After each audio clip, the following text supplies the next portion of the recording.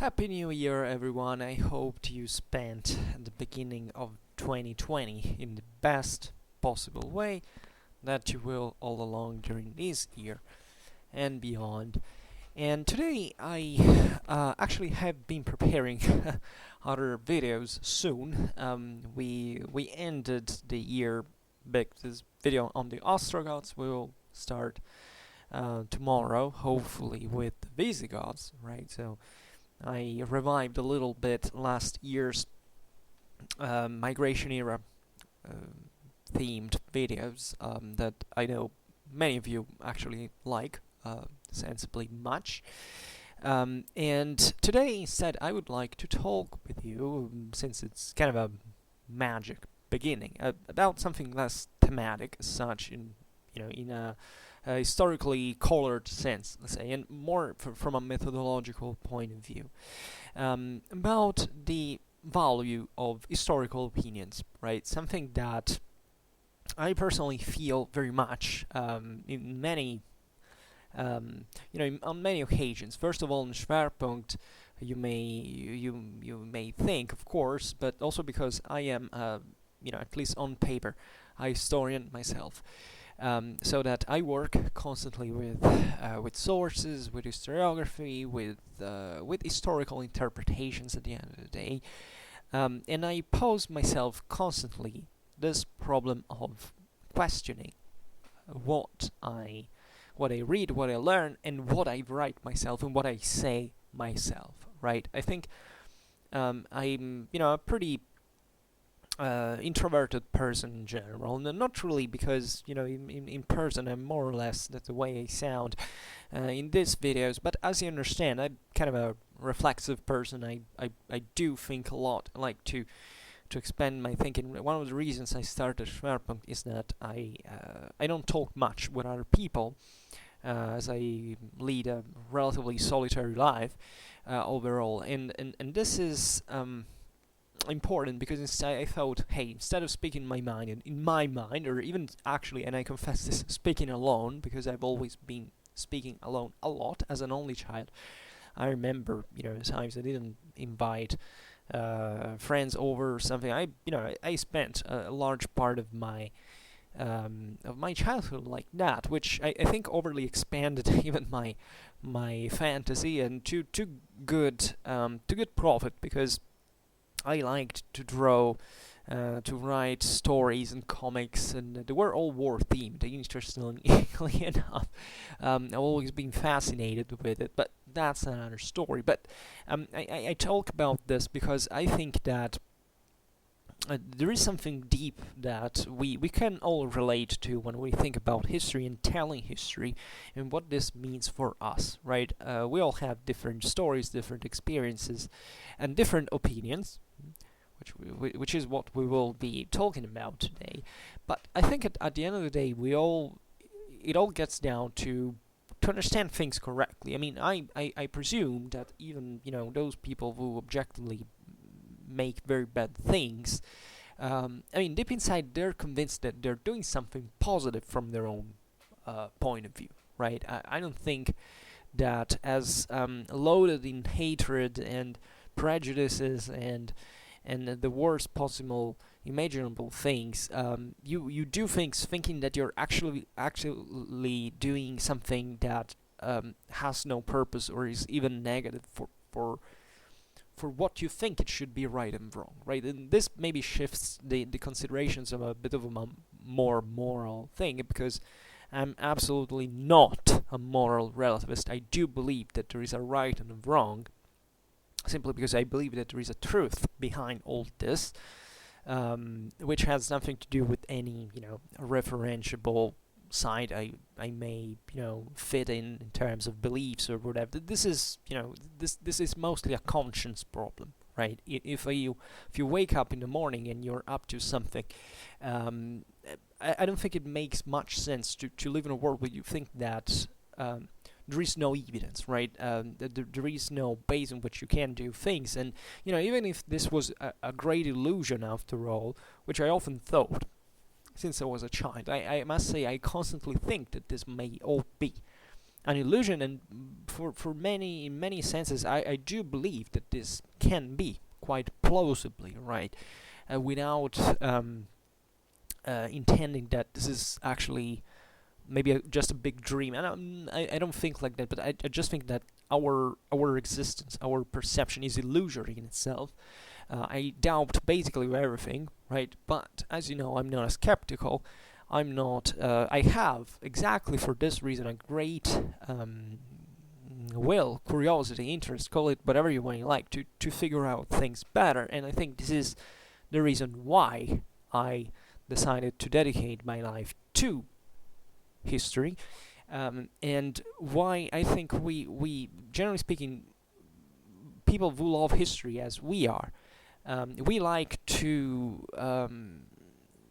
really to get to one point which is not relative, that has a sense, that has a meaning. Now, the way that we decide to arrive at there methodologically is very complicated, and that's why I stress the fact that we all have a different story, and we should investigate our own story. I mean, I don't know if you do it. I never, fortunately, never had mental issues of pathological dimension. I never went to a psychologist or to a psychiatrist, but I think that you can psychoanalyze yourself in the neutral sense of the word to great benefit.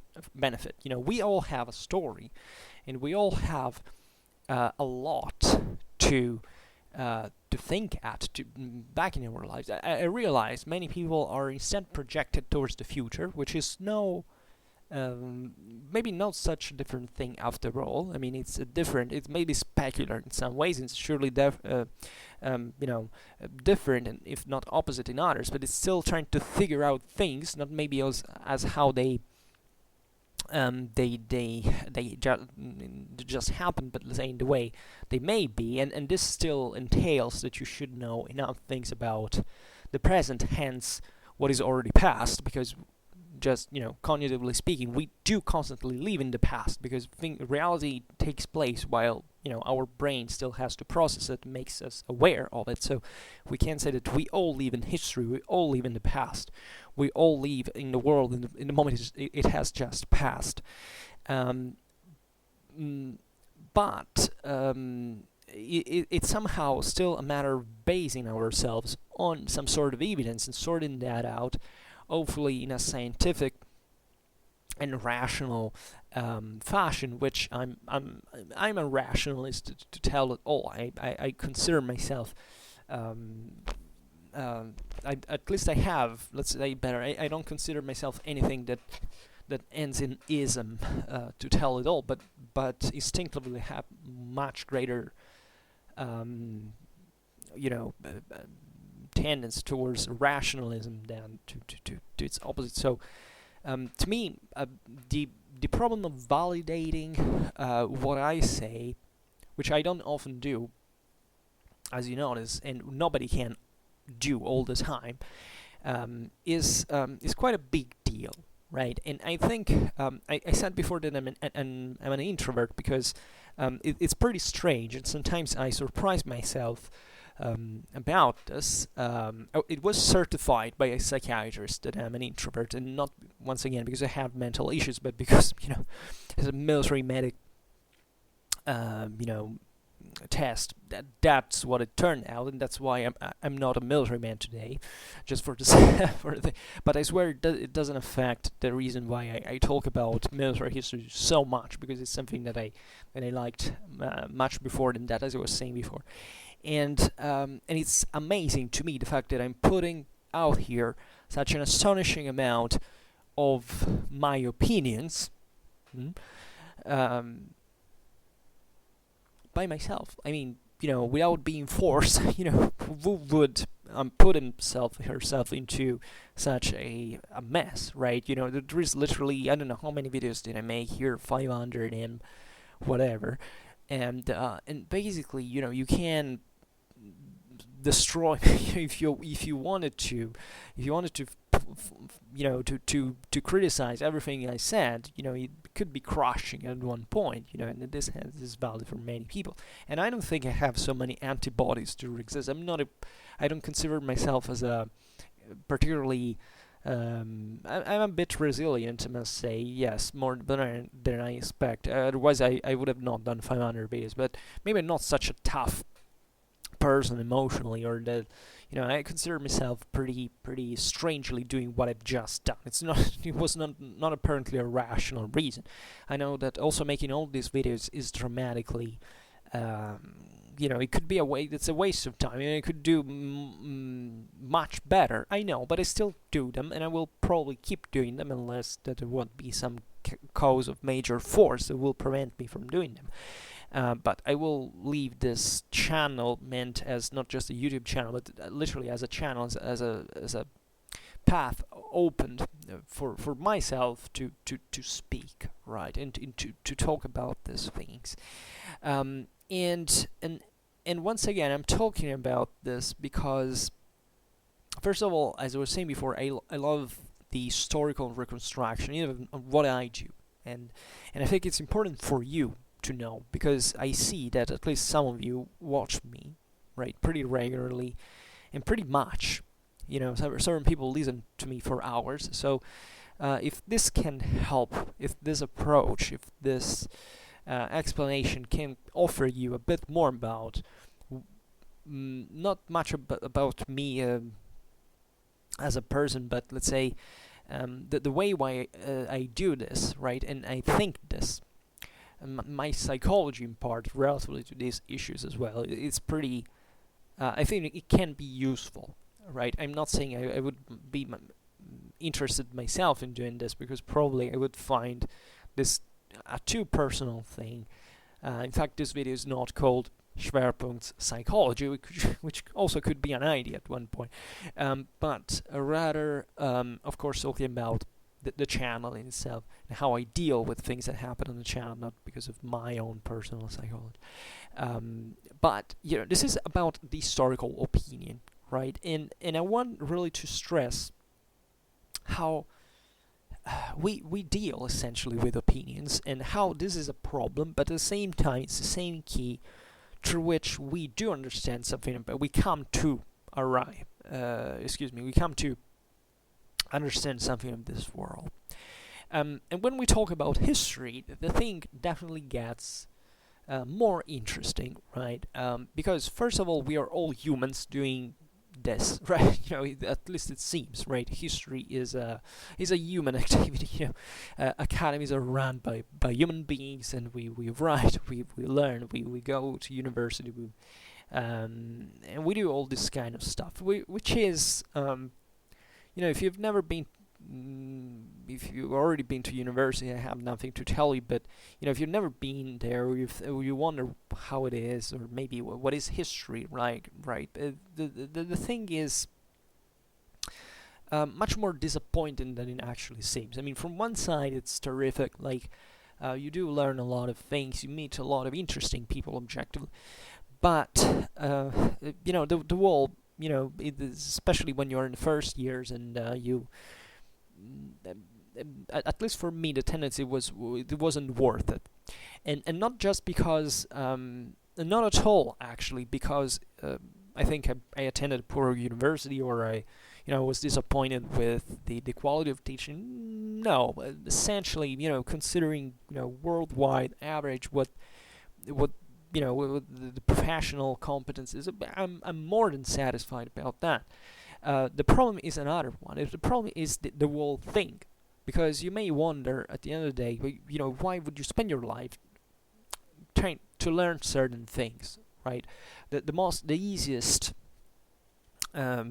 comparison you could make, what has, how can you compare what a doctor does to a historian does, and I speak from a context when I'm bipartisan, in the sense that I do have doctors in my family. I do have, I have nothing against the categories of this kind. A doctor can save your life.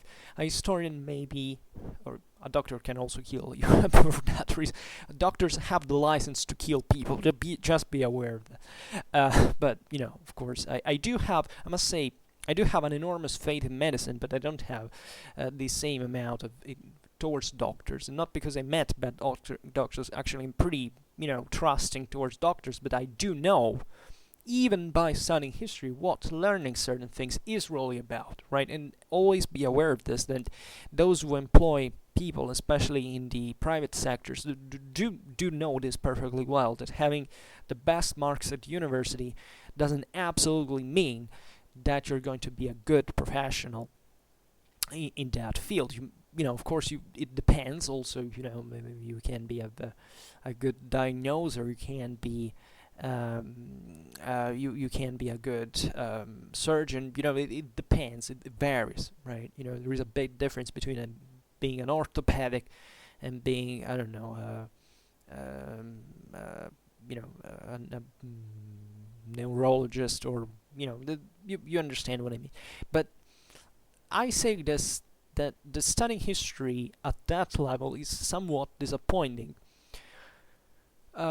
because it's normal, such things to be. It's like when you go to school and there is that subject that you like, but you wish you had stayed in and maybe not just slept the whole morning instead of waking up doing it, but maybe learned something else. I especially got this impression when I was studying, that I wish I had been learning something else, and that I had more choice to build the person, to customize the path on my own. And part of the reason is that you understand perfectly well at one level that history is very, very subjective. We have explained many times on this historian videos, which historian, if I'm not wrong, is literally what it means to research, is the Hellenic etymology of history, right? You know what it means. Also, because words are important, we often mistake history with the story that eventually we write of it. History is actually the moment of research, and that's what history means, and that's what historians are called for, because otherwise they would be called storytellers, right? But being a historian does involve also storytelling, and that's why I made that video on communication. If you go into the historian playlist, you find all this.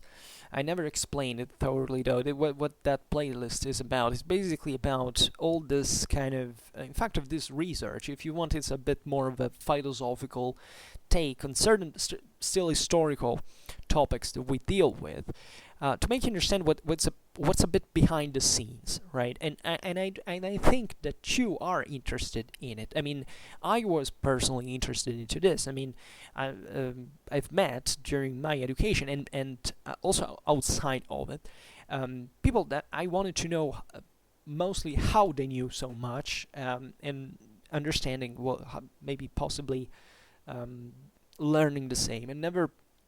This is my character, my personality. I've personally never wanted to be like someone else. I never wanted to be, for example, I never wanted to be a professor, even though that's what I'm essentially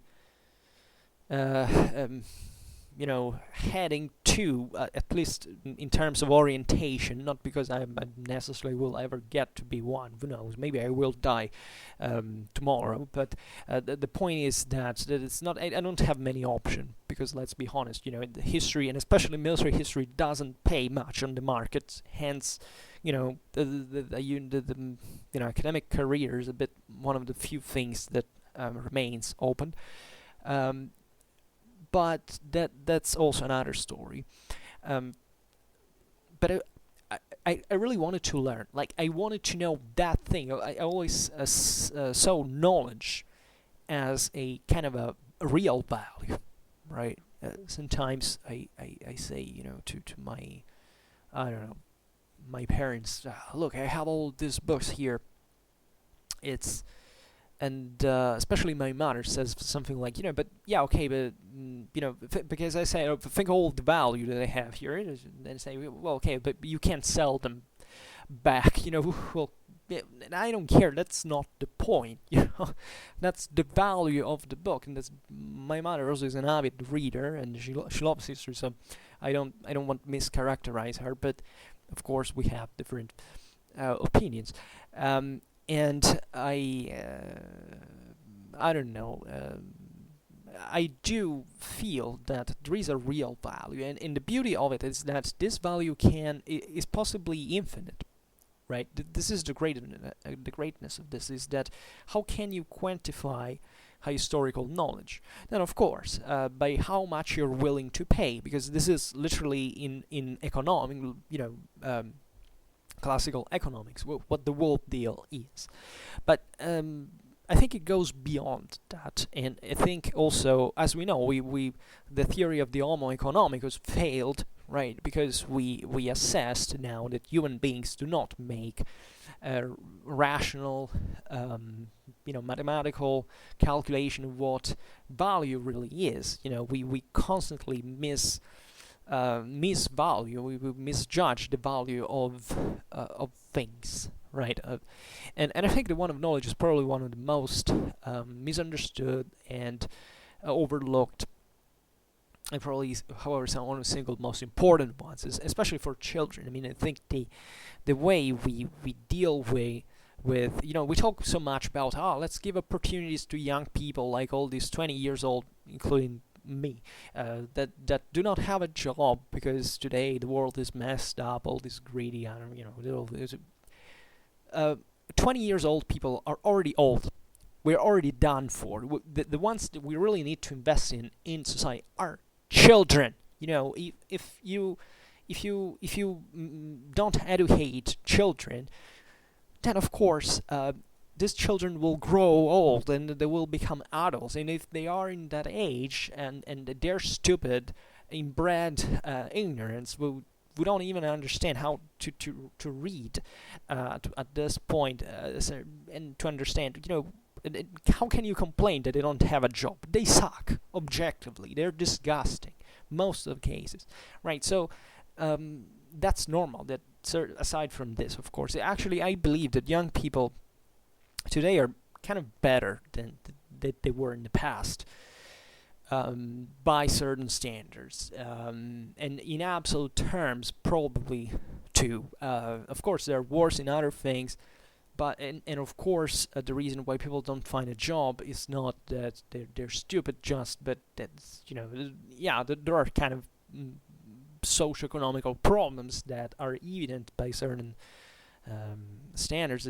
Okay, but that's also another story. And maybe I speak in these terms because I never had problems to do what I do, and I'm kind of fine the way I am. I don't have to worry about many things, but still, they are important. They are relevant problems. I'm not going to overlook them. But we're not talking about this either.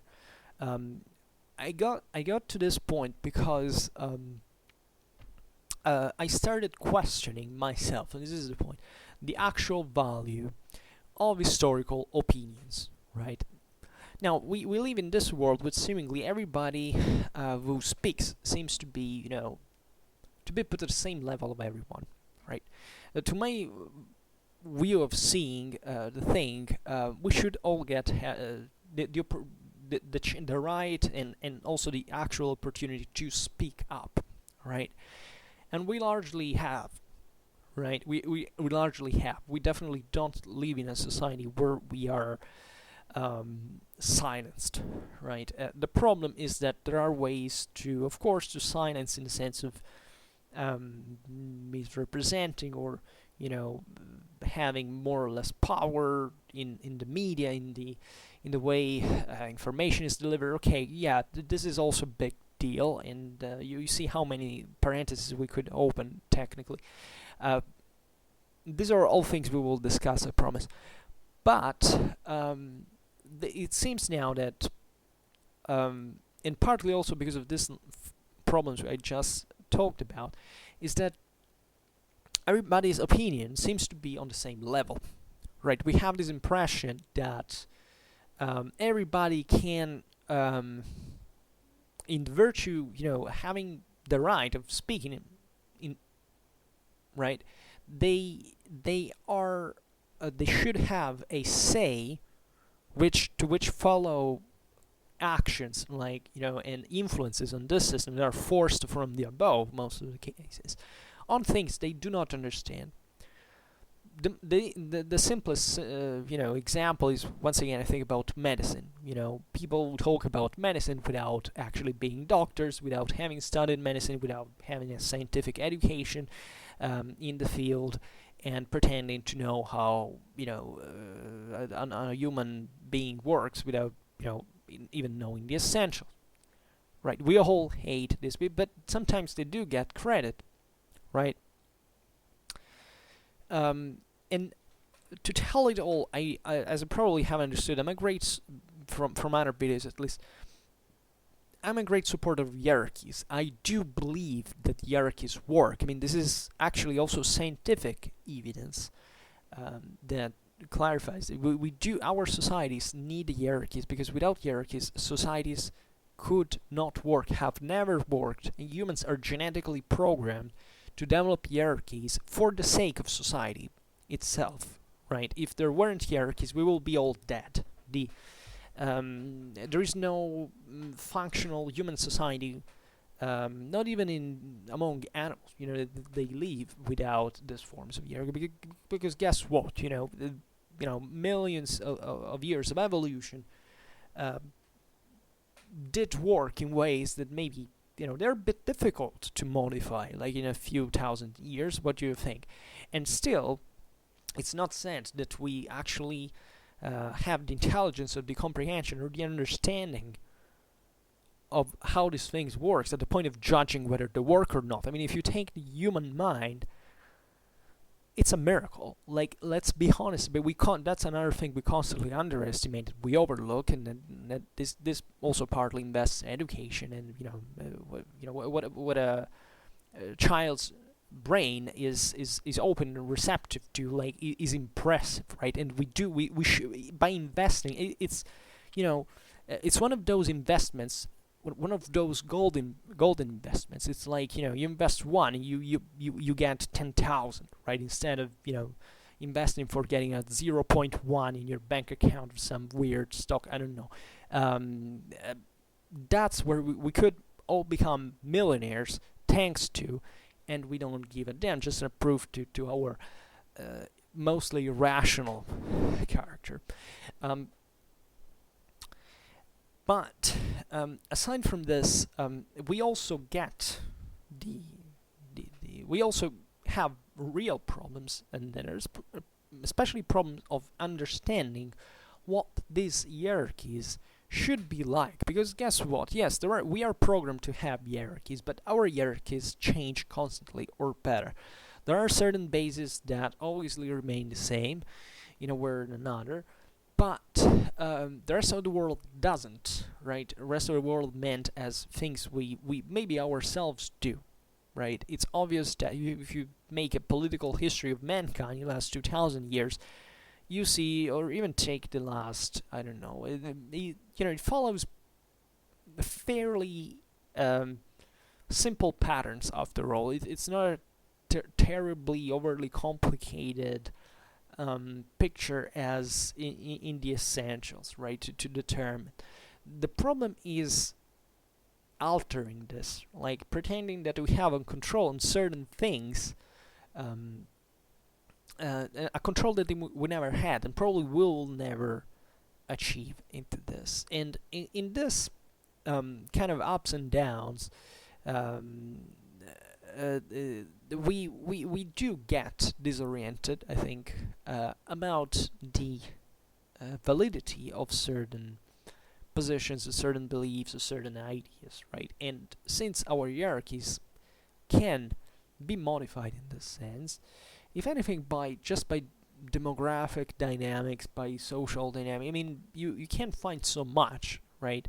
Think about, I don't know, the demographics of the Western world in the last, from the Second World War now, right? This produced certain trends that objectively will make a lot of difference in between our generations, and like, I probably will, we probably will won't ever have such gap between us students and our teachers, our professors, like we have had in the last decades, meaning that the boomers, of course, then they had this extreme they came from a completely different world from our own.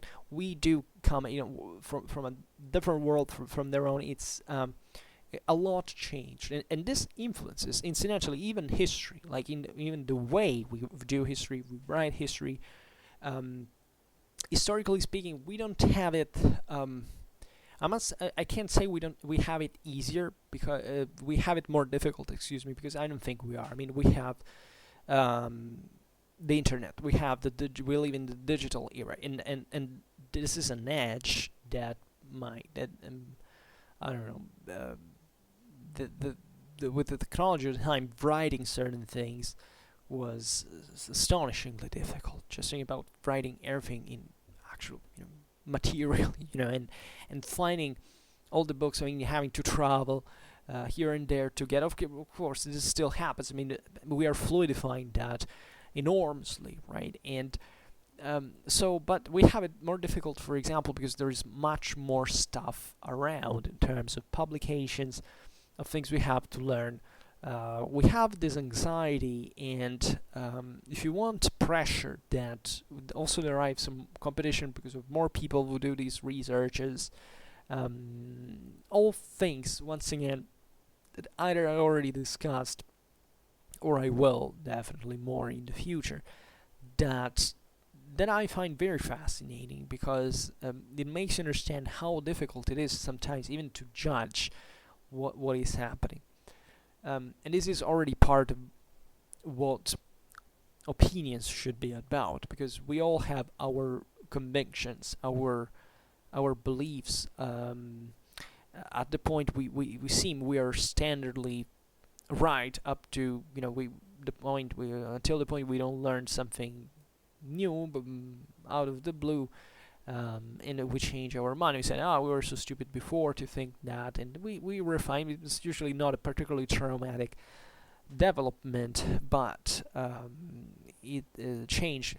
But it happens, and that's why we also experience is crucial in the process. Now, when it comes to historical opinions, so because I plan to name this video about on historical opinions, but I should make more, and probably what you see here will be historical opinion as a title, as a matter of fact. But it's such a huge topic that it's even difficult to frame what we really have to discuss. Because last year, from yesterday, no, it was last spring.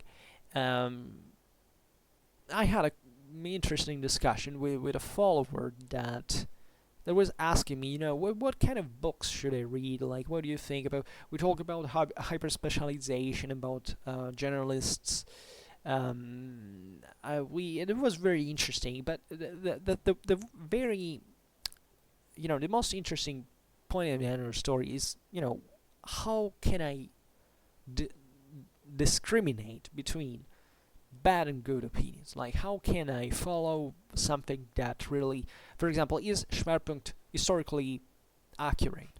Right, it's quite of a question to answer that nobody asked me ever. Like, what are your videos? Because you don't normally ask, but you try immediately to listen to, because that can be interesting, that you may think to learn something from it, right?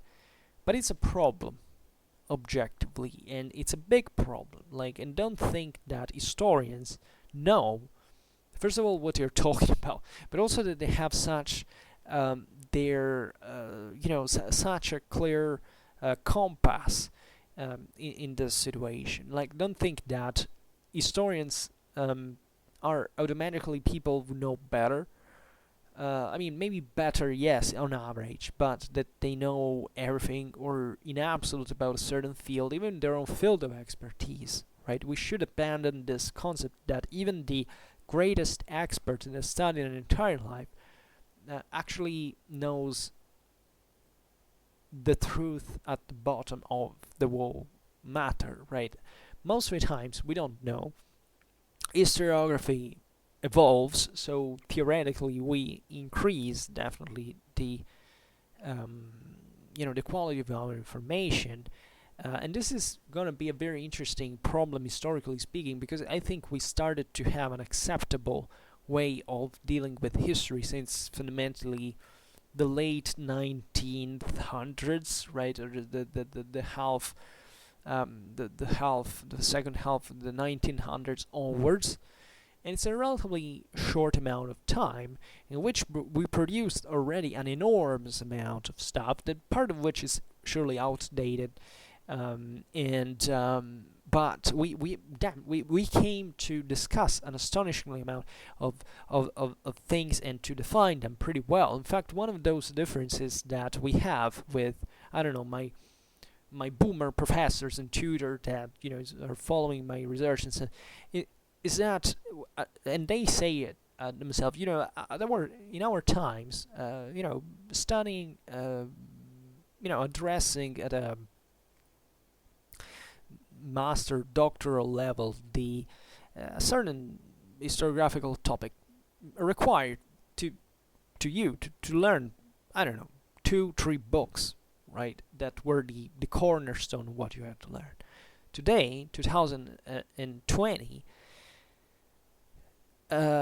you could spend an entire PhD just collecting more and more sources, because they never finish, right? I mean, sources meaning also about historiographically speaking, because if you were really so as you understand, this is a very important point. Everything goes by a certain degree, a very large degree actually, an overwhelming one, by approximation, right? And the choices are two fundamentally.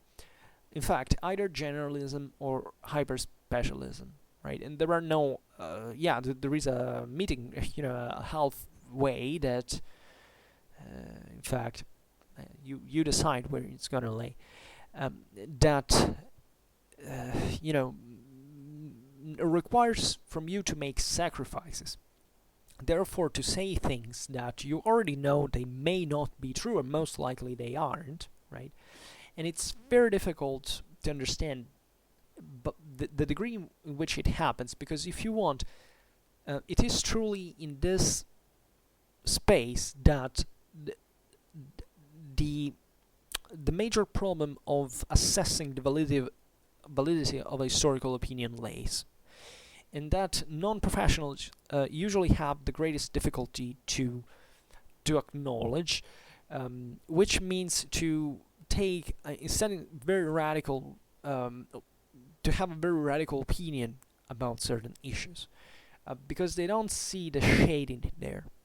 How many people, let's be honest, at least in my country, I think, and it happens also elsewhere, we do have a legitimate appreciation, especially among young people, on social networks and all this stuff, for scholars, right? The great disclosures, history professors, people who talk about history at this level, that become sort of points of references. There is all a mythology developed around them, memes and parodies, and they become sort of in fact of myths, of legends. I don't know how you want to call them, and I personally remained always. I like them myself sometimes, but I began to like them mostly because I'm very distrustful usually towards anyone. First of all, I'm really unworthily deserving all of your subscriptions and views, because I'm one of those people who, if it wasn't your own condition, would distrust constantly this person speaking. And I hope that you do. Actually, I know that many of you follow me also because they say, what is this guy doing? He's kind of shady. He is, he's let's hope he says something wrong now, so now we can blast him and all this stuff. It's normal, and it's part of our social, evolutionary validation of political and social approval, right? We want to put it in this way, that serves to development of our civilization. That did serve it, right? Because civilization did pass through the history of ideas and these ferocious competitions, because ideas human beings find a very fertile ground, can change a lot of things, right? Not magically, not without disjuncted from the matter from the base, but still, um, in a more than substantial way, right? Think about, I don't know, a figure like Martin Luther. He was just a man of ideas. There weren't massive structural. He wasn't a rich person. He was nothing. He had just his ideas. He changed the history of the Western world and of the entire world, right?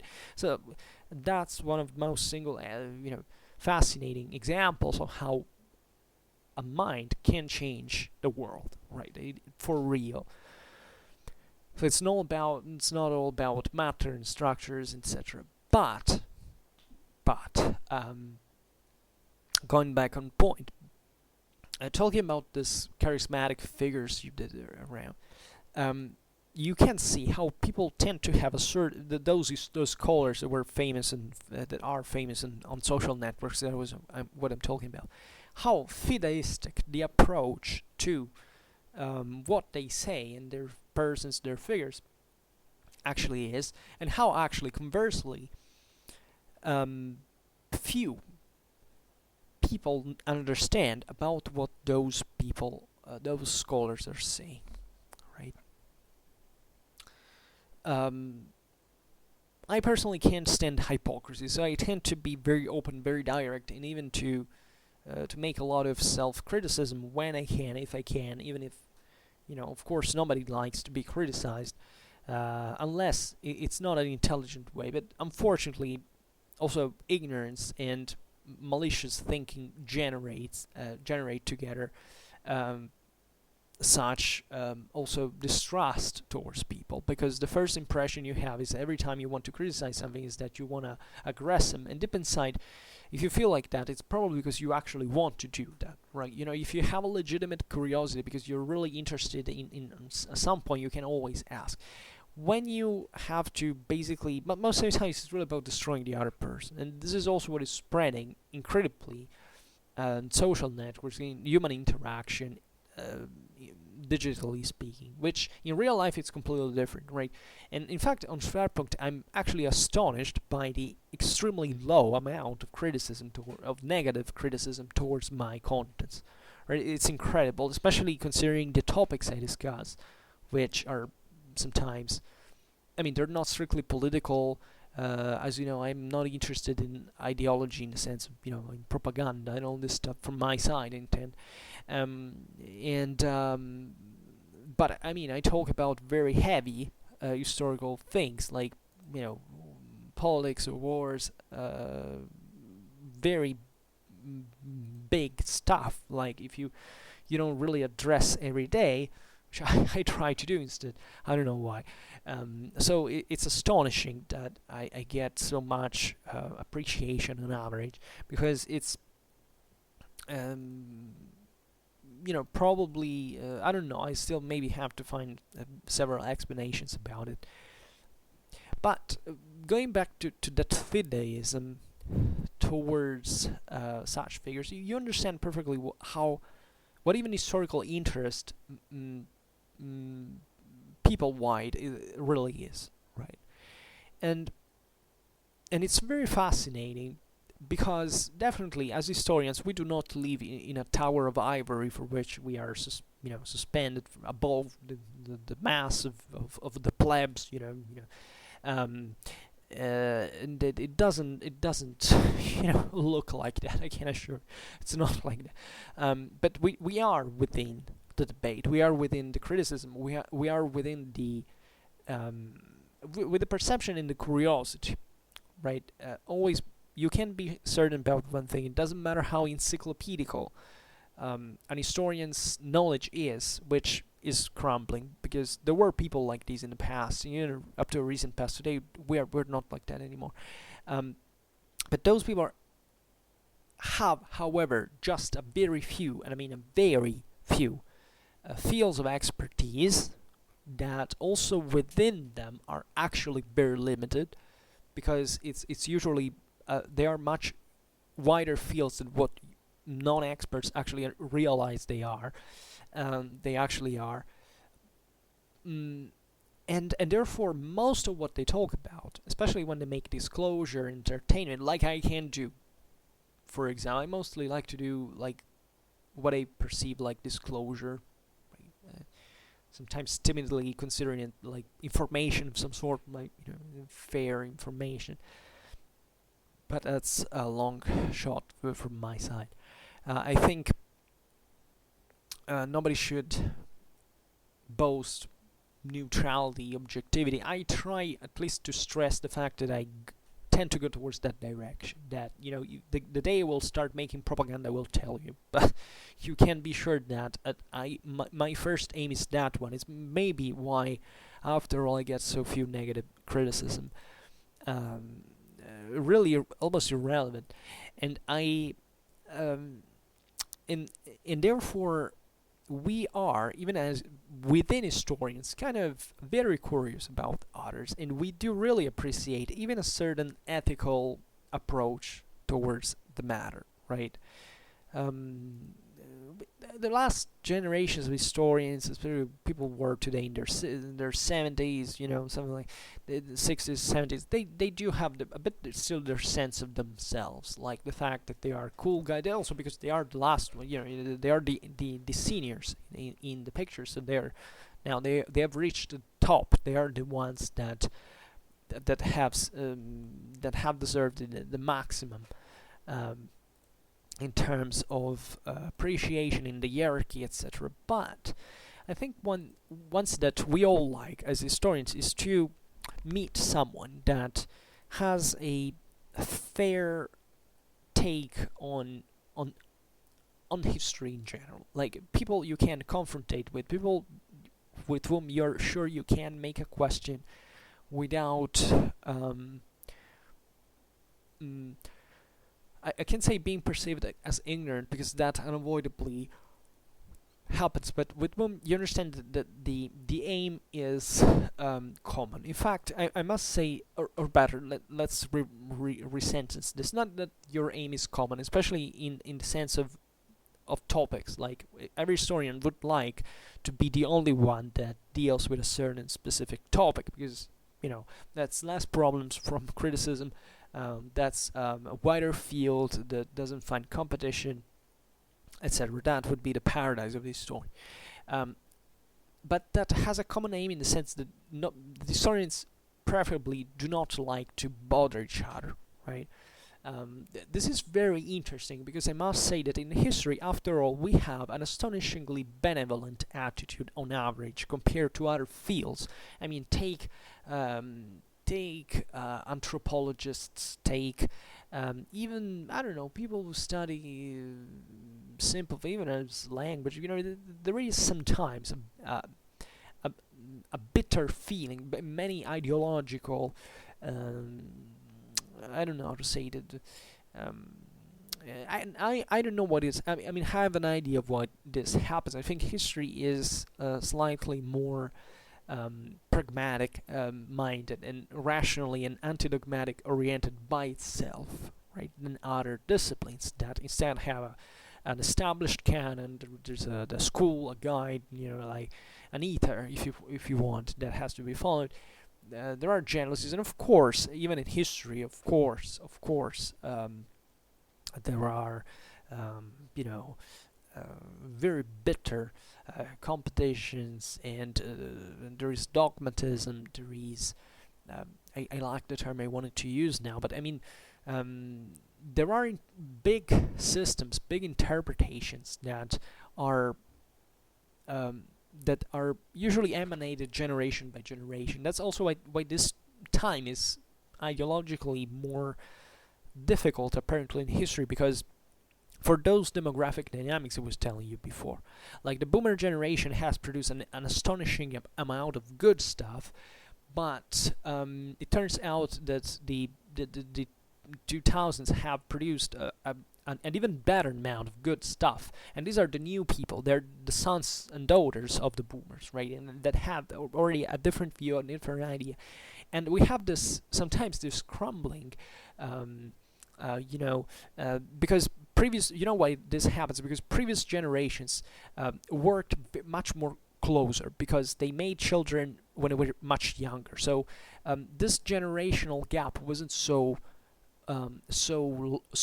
long. Like so, it this is why the world and how the world changes, and even why how certain impressions come to happen. That there are different ways of thinking that are always more different because our society, the way it is now, is modifying us, shifting the way we reason, not much in the way we live practically, because our standards, quality, we do survive, we do have, electricity, gas, we do live under a roof, more or less that's the base, and that remains, it's going to remain, but the way we think changes drastically. There are many ways of there to us may even seem insignificant, but at an emotional level, they also affected us in different ways. This is not important, but that's important to make you see how historians that understand a bit better the fact that historical interpretations are controversial by their own nature, right? The way we revise history as well is constant, right? We made of revisionism, for example, a bad word, as much as negationism, right? Negationism is pretty stupid, as much as revisionism is, but they are two different things in the sense that the intentions are different, the targets are different. But fundamentally, we continuously revise history, if anything, to learn it. What does the student when he's preparing for his own examination? She's revising, right? Revise. That's what we do, and that's constant. It's like when you write a thesis, you have to read over and over certain texts. You have to let them sediment into you. You have to make them your own. You have to start cultivating something upon them. You have to make this broader ramification take form and shape and to flourish in your and that's difficult, right? It takes time, and it takes the most obvious realization that you never have a single opinion that is equal to another, and your own opinion changes. I mean, historical opinions are fundamentally a matter of temporary belief. I mean, of course, with time you can change, and you do change, and but you, by, let's say, insisting maybe on a certain thesis that you have formulated and that kind of makes sense and seems interesting to you, but that's the moment in which that is probably also the most dangerous, when a thing crystallizes, and into which historiography assumes sometimes even certain narcissistic tones, right? When fundamentally you see that the schools of thought are born, that there are people actually behavioral that like to follow others, right? And there are countries, I must say, into which there are drastic differences, for example, between in the attitude between that you may have relatively to historiography and sources. There are countries that give much more importance to sources, others that give much more importance to historiography. You may say, but well, they all the countries, all the historians work with sources in historiography. Yes, they do. But when there is a reverence that is stressed just towards the source, even towards the scholar, for no reason except the fact, others deemed that important to be done, you start losing perhaps the objectivity that a historian should be required to have, at least intentionally, and of course also hopefully methodologically speaking. That is a problem. That is a problem also because it can open to questions that go beyond history. Like, if a school assumes a particular character, you might start accusing it not just of being wrong historically, but of being ideologicized, right? Which most of us, all the times it's the case, because we're all a bit ideological, we're all a bit partial. Of course, there's nothing like impartial history, neutral history. But what seems to be happening sometimes is this polarizations, especially among those who try to interpret history from maybe a non-scientific background, but also from maybe a scientific background, that are validating a point just because, maybe you've heard other people validating it. There are many topics. Every country has a difficult history, a difficult past of some sort, and we do all have our passions, our feelings, our ideas, our opinions that are biased, that are of course resenting of this past events, right? Some of which are, think about World War II, think about the Cold War, think about the last decades with what went around from 9/11 onwards.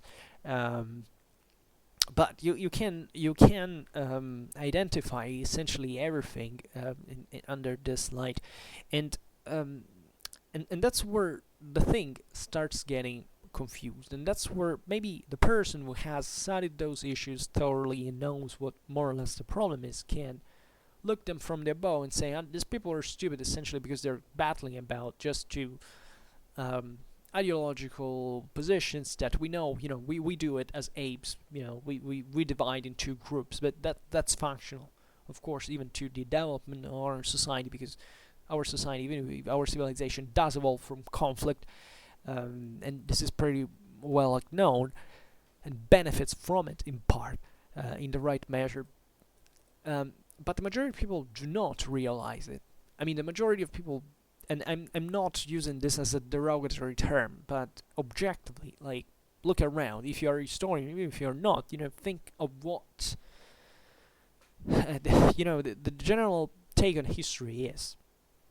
Alright, I was shocked, but I hate the term shocked because it's disgusting, especially when it's used improperly, even anti-scientifically. Sometimes shock in medicine is something very particular today. We use it just to as an hyperbole of surprise, right? I was shocked when I learned. No, you weren't. You were just maybe, I don't know, something else. Surprised, just amazed.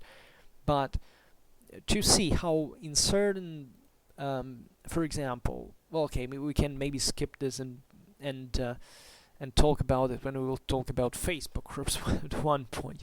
When I in the last 2 years, when I started Schwerpunkt, almost 2 years, I began to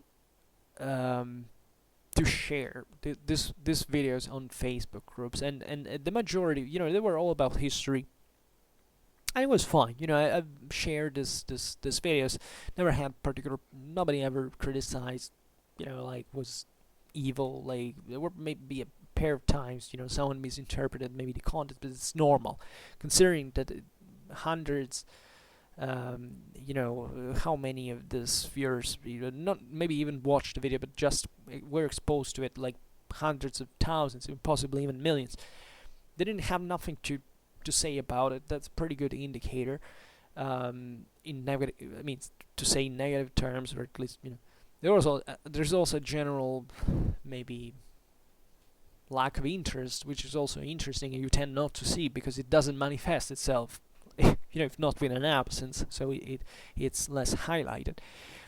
But I got this generally positive response,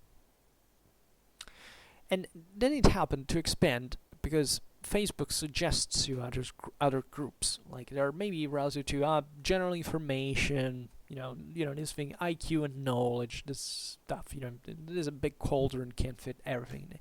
It happened to me to share groups that were very generalist, that had nothing particular to do with history, and where these facts were shared, they were literally about everything, but usually not about history, because evidently the majority of people do not care about history in general. When you share these videos, and you had very strange reactions, right? It's very interesting to have shared stuff in front of hundreds of thousands of people for 2 years, not having had problems.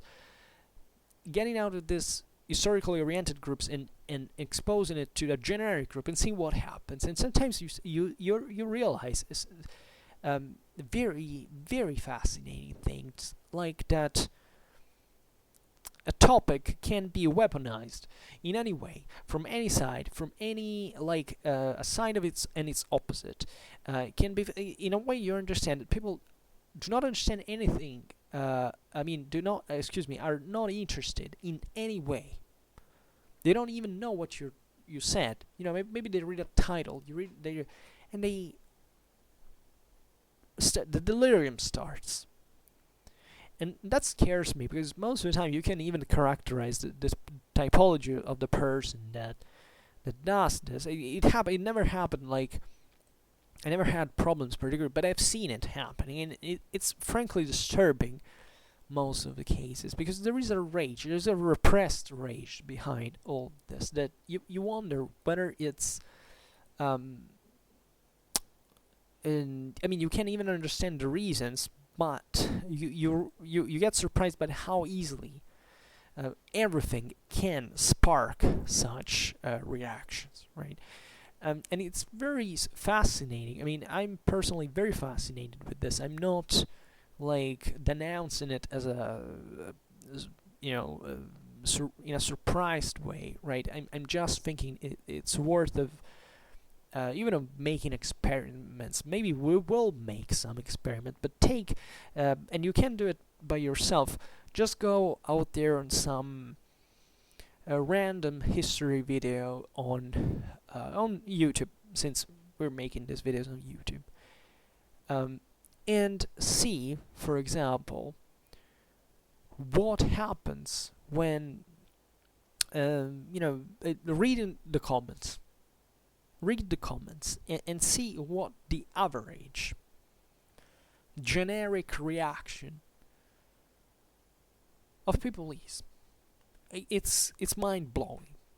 I won't even tell you. I will just leave you like that, and try to sense how unnecessary, not much these comments are, but how those content seems to be for these people at the end of the day, in spite they criticize them with any video out there. It doesn't, as I said before, it doesn't happen with Schwerpunkt. I never experienced this, but how this mode of complete lack of understanding goes around, and that has to do with communication as well.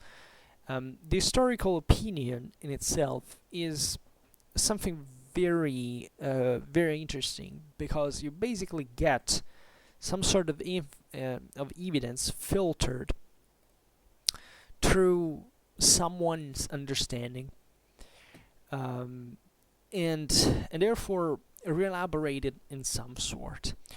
Now, the kind of historical opinions I like are those ones would try to paradoxically to leave you a bit more perplexed than persuaded, right? What do I mean exactly? Is that when you write history yourself, you're making a research, you're trying to find things out, you get this sense of I would say of pride, of accomplishment, of having achieved something, right? I learned this. Now I'm a step forward, right? I'm a step ahead, excuse me. And I feel better about it, and I will tell other people around, and I want to show I've learned something. There is this kind of pride, and I don't know. I've always got it, maybe, but it's not been a driving factor. At least I may be overlooking this, but sometimes I realize that that's not the thing that interests myself too much. But that's where, first of all, the competition starts. That's when you feel that this opinion must have value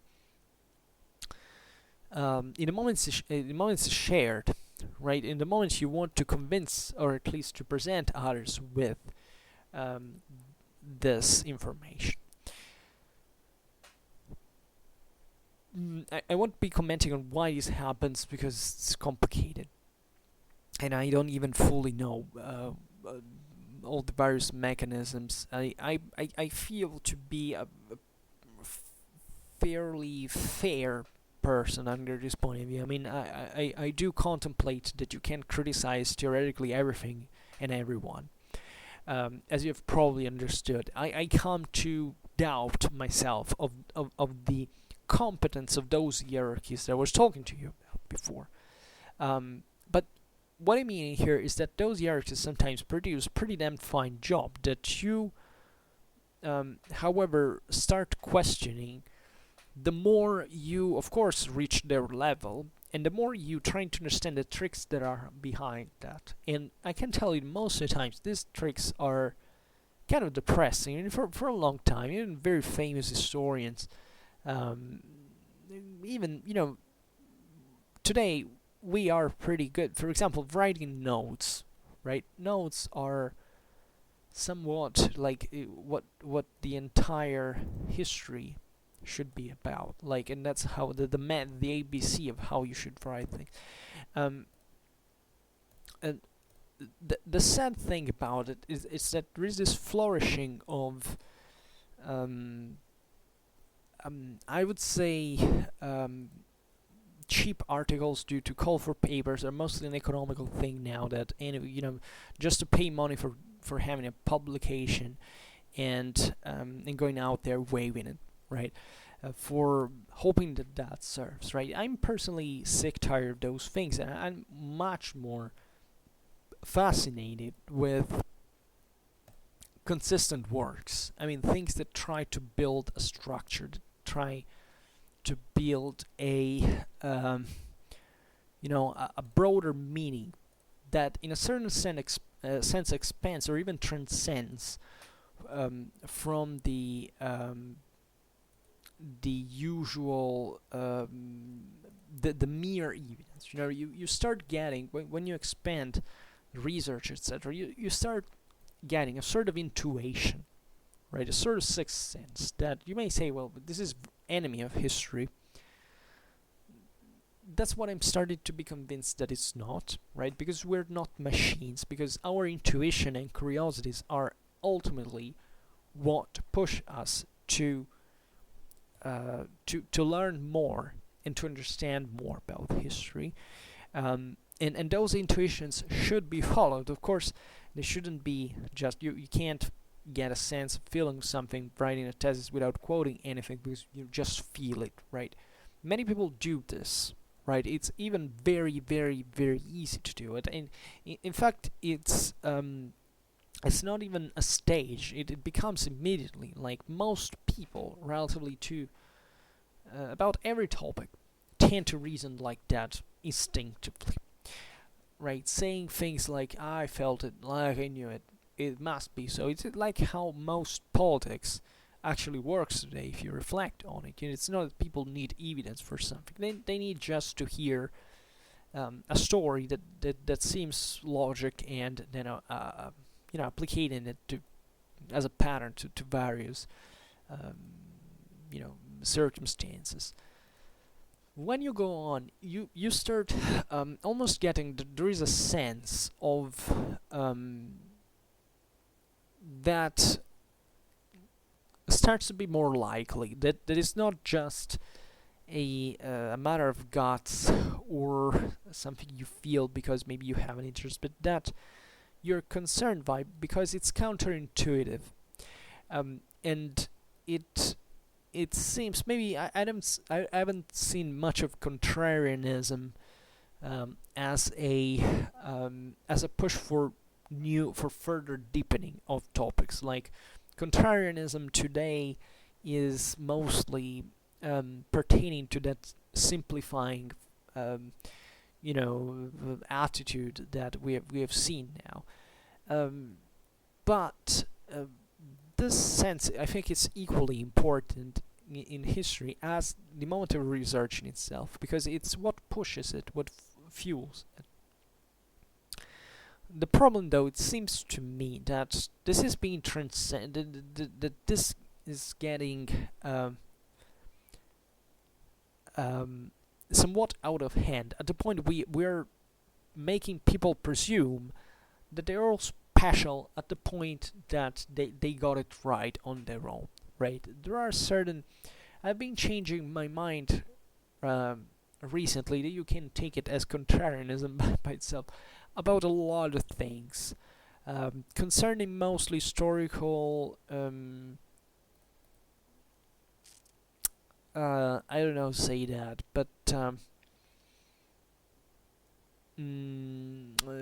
about the purpose that certain disclosures have when they speak about history. And that's when we get to also to the question, how can I learn history better? Like, where I can learn it from, from the best spring, let's say, from the best source. Well, that's becoming increasingly difficult, because the constant exposure of history to the masses can be important, can be, let's say, can surely better. From this confrontation we can benefit, but we're still at a point where we don't have enough antibodies collectively towards certain logics, certain takes on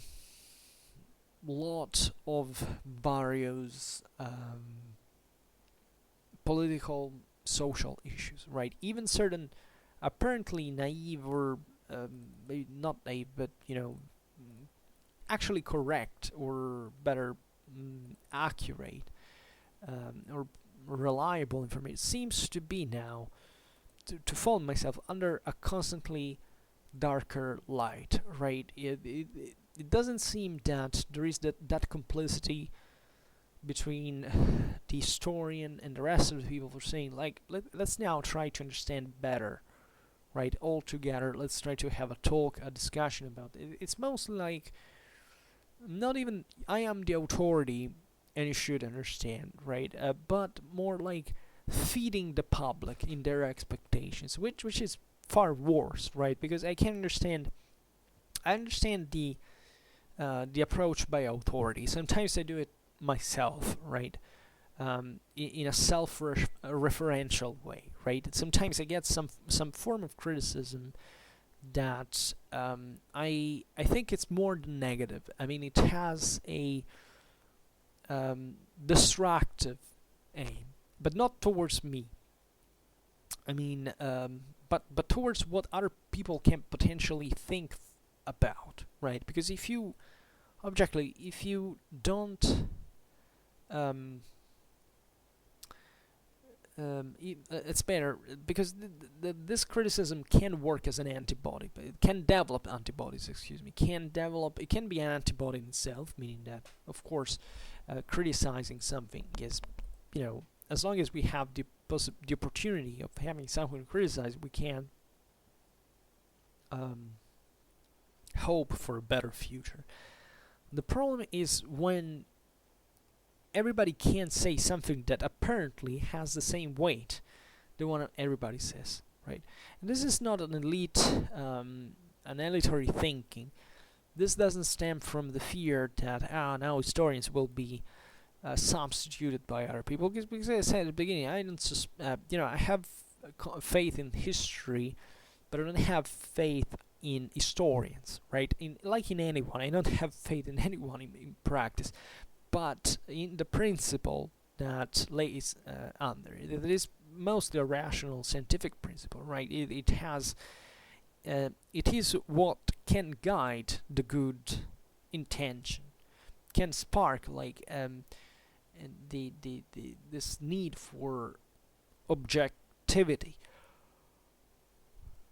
that we seem to have lost. We seem to be more inclined now to accept a position just because we feel better about it, and not because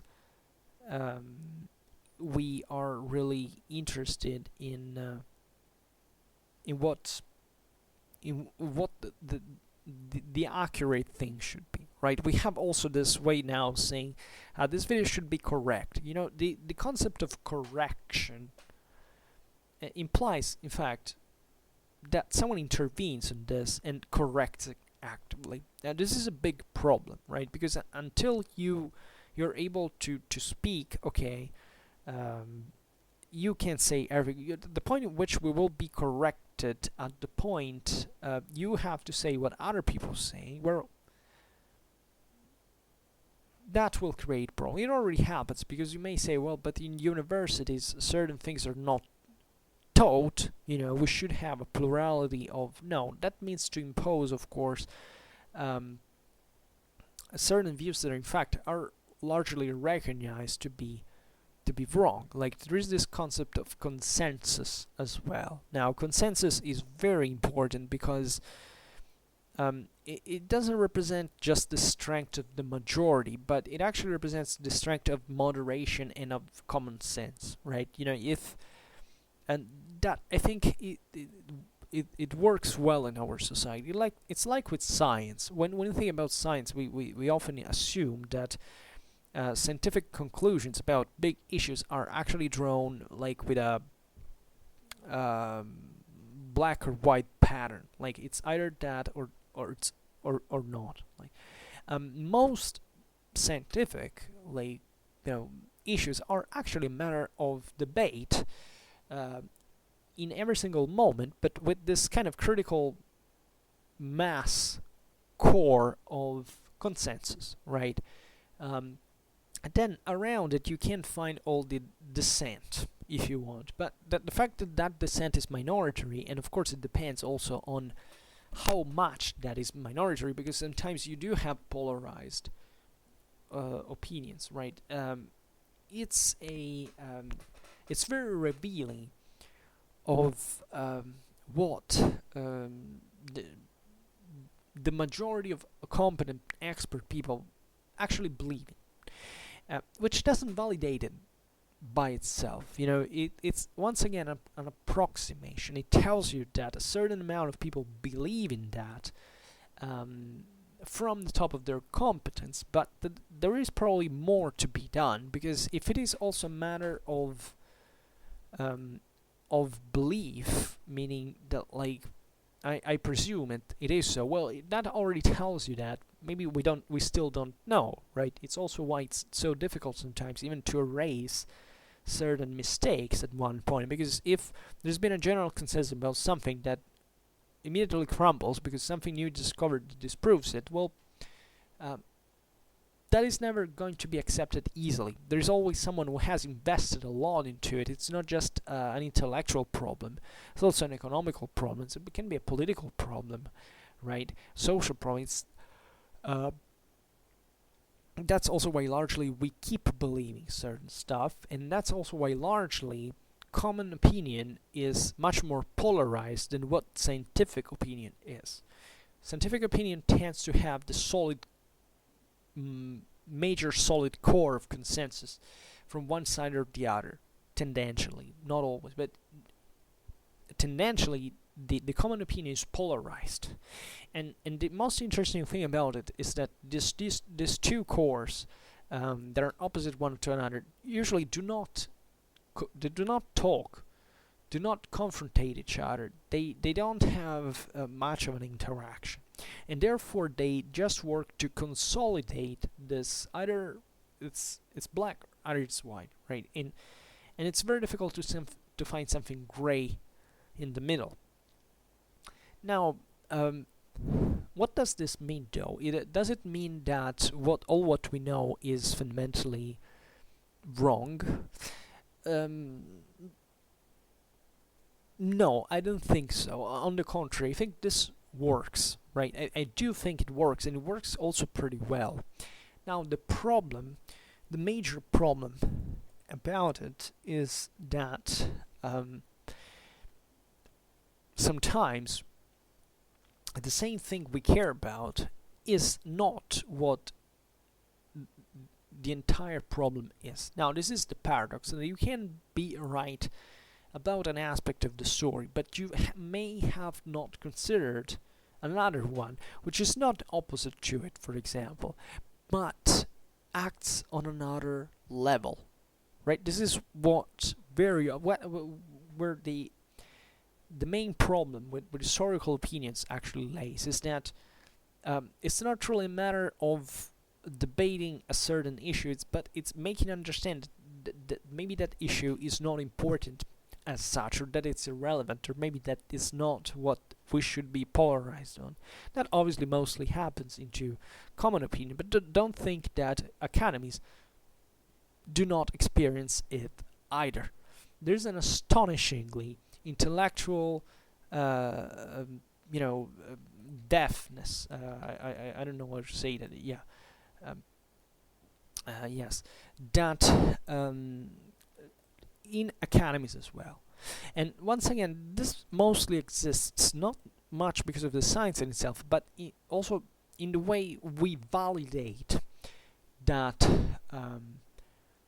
that opinion, right? And this is a problem that we actually have in academies, and that I think the new forms of interaction in the world with social networks, etc., are highlighting, right? That there are people, right? People who have an astonishingly, but maybe are not expert about a certain field. This is typical of polymaths, actually, but that come up, maybe because of their ability of synthesis and their understanding of several topics at once, that maybe there are other ways, there are other perspectives we can look at things from, and that probably, this is, in my opinion, this is going to be a huge field in a not very near, very close, very far future, right? And at the point we will have to make, even an economy, of what is important to be knowing about history. History today is mostly like, let's theoretically speak up. Whoever presents us with a let's say enough presentable form, and let's add it to the list of the millions of stuff like that we have already had, which means basically that very few people now have any opportunity to make a big impact, for example, in historiography. I know historians who spent all their lives maybe studying about certain and writing about certain things, but who didn't actually made such a significant contribution, for example, to certain historical issues. Well, this may happen, of course, when there is a hyper-specialization for which maybe certain topics are not particularly interesting for society. Like, I don't want to make examples or to insult anyone who objectively spends his or her entire life about this topics. But there is to say objectively that history should be somewhat useful, right? I can't think.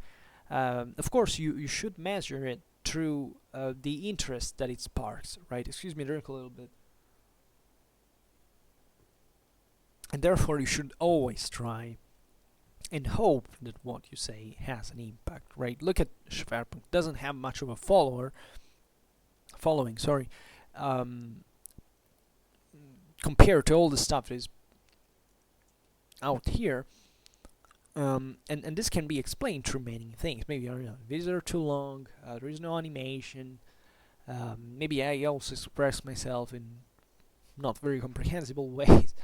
All the, but in part, I stay to the game, right? I say, okay, I expect these things to happen because maybe I already know certain mechanisms are. This is not an absolute meter of quality evaluation, but there is in part. The system can be rigged At one point, certain algorithms can be maybe kind of bastard, but the there is the idea that if people were thoroughly interested in such topics, we would somewhat have better a reception of all this material, right? Um, but in the future, we will try to look at what is objectively and socially useful, right? And I think it's still going to be about quality, right? We will evaluate at that point the competence, the accuracy. But at the same time, I think we should be looking for synthesis as well. Like, okay, we should look at specialists, but who does know certain things at a point? It's effective for the entire society to read these things and to gain kind of high benefit, right? Consider also that much of education is actually artificially fueled, right? Education normally is startup business, right? Okay, yes, there are private activities, etc., but you can't really say, at least it seems to me, that there is a real market of knowledge, right? That there is a real connection between, free market of the amount of stuff that is that is that is connected to production, to economy, that comes from the academies when it's about humanities, for example. Well, I personally believe, of course, that happens with engineering, with chemistry. I'm talking specifically about history now. And I do believe instead that we can profit instead from another view of history that that can have a concrete application, right? Teaching history in a more functional way. Since school, right? And I hate when also we think that, I don't know, since something is old, should be changed just by itself. It's not automatic. Like, also the forms that we have developed originally in terms of schooling and etc. are not bad. And the reason why everything sucks, actually, maybe it's not just about the content, it has nothing to do with that, but it's the way, it's a moral problem, right? It's a matter of interest, of application, of saying, why should I be teaching to these kids, for example, history? I don't care, just want my salary, and that's what matters to me, and what these people will learn in their life is their problems. It's their problem. Well, I think that in terms especially of public education shouldn't be like that, which means in theory more investment into it, which I'm not sure even at that point whether it's actually the good idea. Everything should get down to individual responsibility. We also know that that doesn't work by itself. That's why we establish mandatory schools in post-industrial, in industrial societies, because we need at that point an amount of brains that think to use all the stuff that is produced at a mass level, because that's at the end of the day what you have to do, and why we started using our brains more than we like in a theoretical sense, in a theoretical direction, than in more a pragmatic direction. But this has partially also disconnected the practical use of what history is. So the historical opinion, does this mean that we will get to a point where opinion will be weighed on the base of its actual value for society? Because that's also risky, right? And there is partly something like this. I think we're partly already building this. Could this evolve towards single thought? It may. And that's why I tend to think actually that this situation will always remain unresolved, right? Unless we will be under a giant planetary totalitarianism at one point of technology that will allow that capacity of coercion that fortunately today we do not have by any mean, but that's terrifying if you think that it could happen. And I don't like single thought either. I think that diversity of thought should always be out there, because otherwise civilization is doomed. Um, really, I mean, it's a mathematical principle. It's not really a matter of saying, we should let everybody have an opinion. Because we are good. We don't have to do it because of that. We have to do it because we know it works better for ourselves, right? It's economy. It's economics, right? It works like that. So this all remains open to several interpretations, right? What should we really do about even the way we validate historical opinion? It probably should just be a struggle at the end of the day. We shouldn't settle it in any way. And maybe things will better, like they've always done, by themselves. Which is a kind of comforting thought, but I presume that this cannot go automatically. You need someone who thoroughly commits, even for the for setting the validity of these contents, right? And fighting for establishing a certainty, right? And that can easily evolve and exceeding towards the other side, like, now we should all be thinking like the great good guy said, and the others should be ostracized and silenced and repressed, right? So maybe this video is not much about historical opinions, maybe. And every time I make these videos, I end up talking about things I didn't imagine I would touch, like these ones. But for example, when I think about historical opinion, I think also about the because I wouldn't like to banalize the topic, right? Every time I start these videos, actually I would like to be much more punching and effective towards things I see every day, right? When I see, for example, videos about history that flatten everything down, but mostly I read YouTube comments, for example, when it comes to these videos on YouTube. It happens to me, I don't have time to watch the videos, but I do read comments.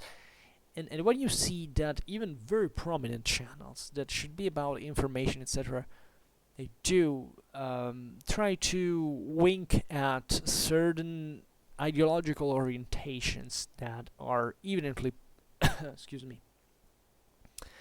When I say ideological now, I start using it as if it was a bad word. Actually, I'm one of those people who hates to say, to use the neutrum of a word and transform it to something negative. Like the word discrimination. It's a perfectly neutral word. It can be a positive discrimination. It shouldn't be just a negative one.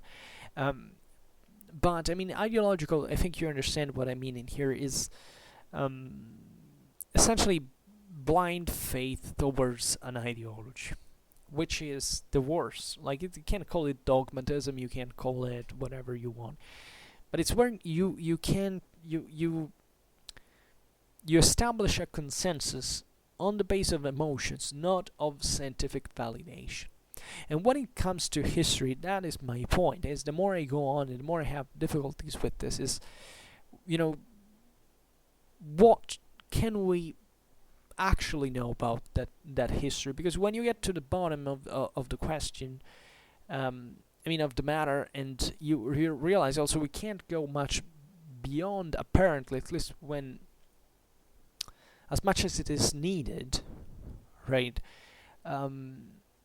Because we definitely lack sources.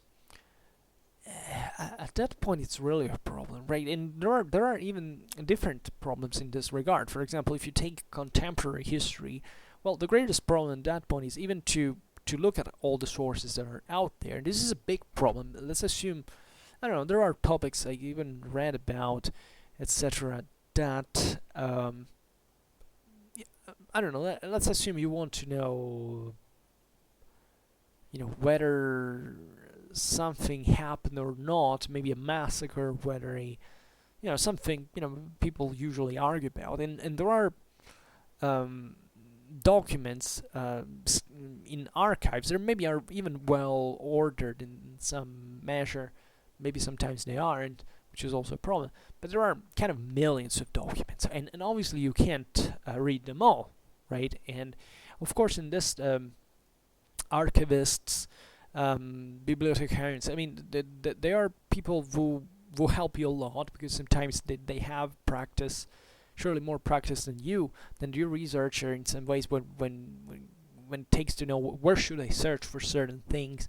You need this kind of approximations. Those are not historians, for example, just archivists. They may not understand anything about what you need, but you still have to trust them in a way or another.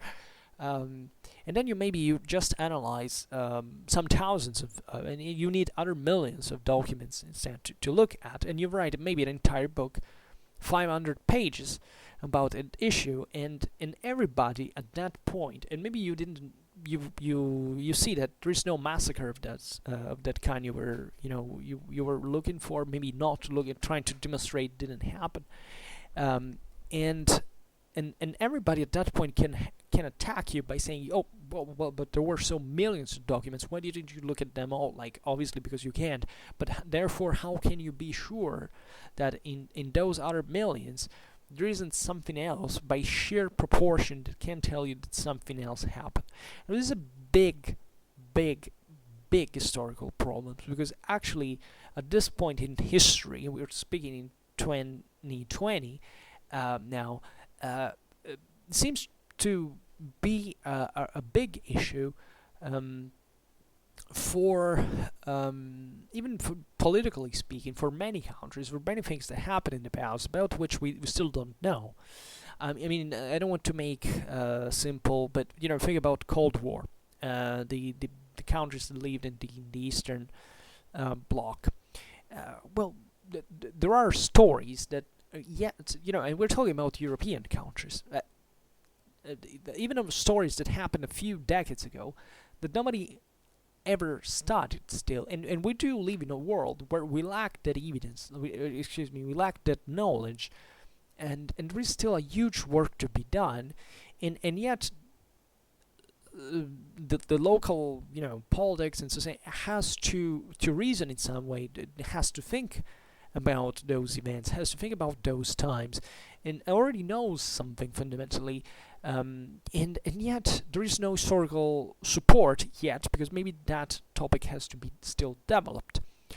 And what creates more problems to you as a historian at the end of the day is when you get mistaken, right? There is this moment, really talking about historical opinions, when you realize that your own is just an opinion that maybe is not substantiated with enough evidence, but you're kind of still convinced, for maybe not for a good reason, that things are the way you thought. It is also true, though, that there are good ends even in historical mystification. I mean, this may be hard to hear, but it is so. I mean, a certain way of looking at history can help, in my opinion, in certain determined situations. I mean, it's difficult to make practical examples in this regard, but it's obvious that, if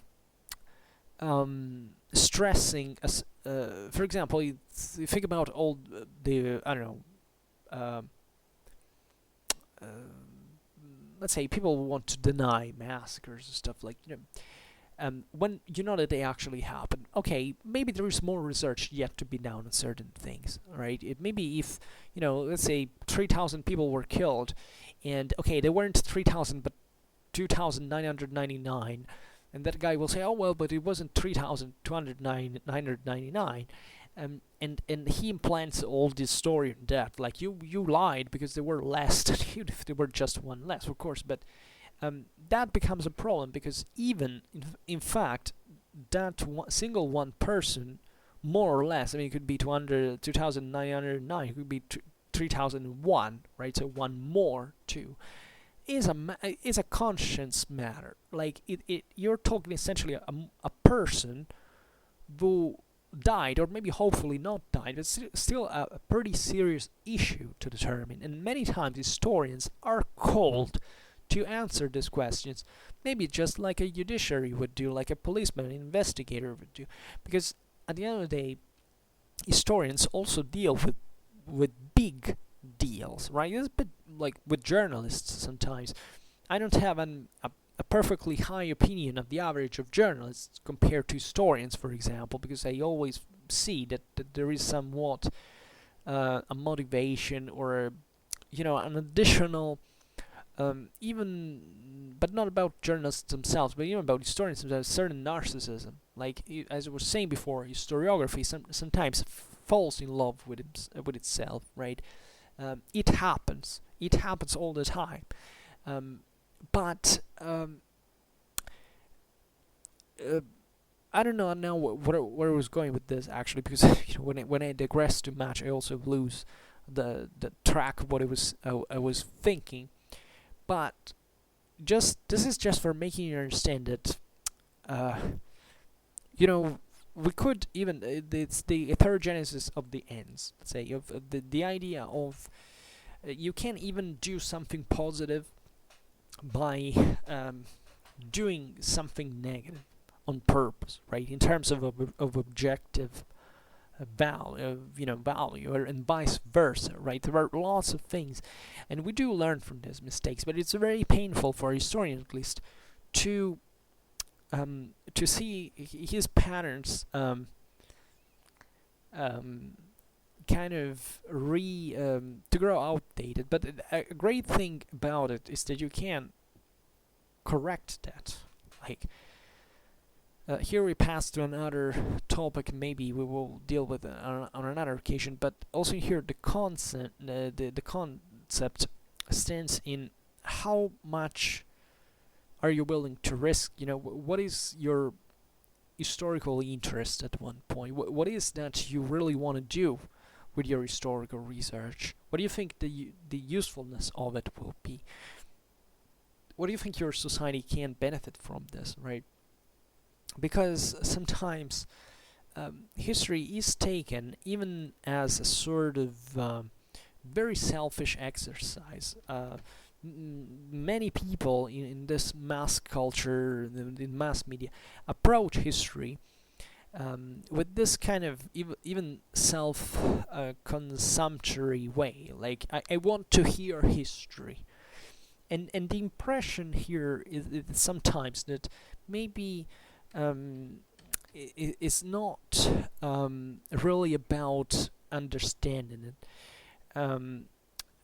but it's a sort of hedonism, right? It's a research for pleasure from, of course, learning, but mostly to listening or storytelling, and maybe growing more attached to the person who is telling that story, which I hope it will never happen in our case here in Schwerpunkt.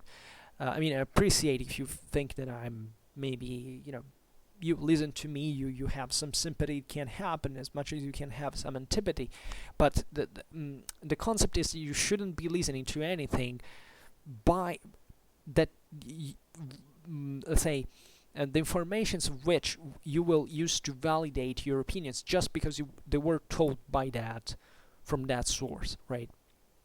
It's pretty bad, and I think they're also relatively short-lived interests, because if you have this approach towards history, chances are that you can be interested basically with everything too much to bothering, right?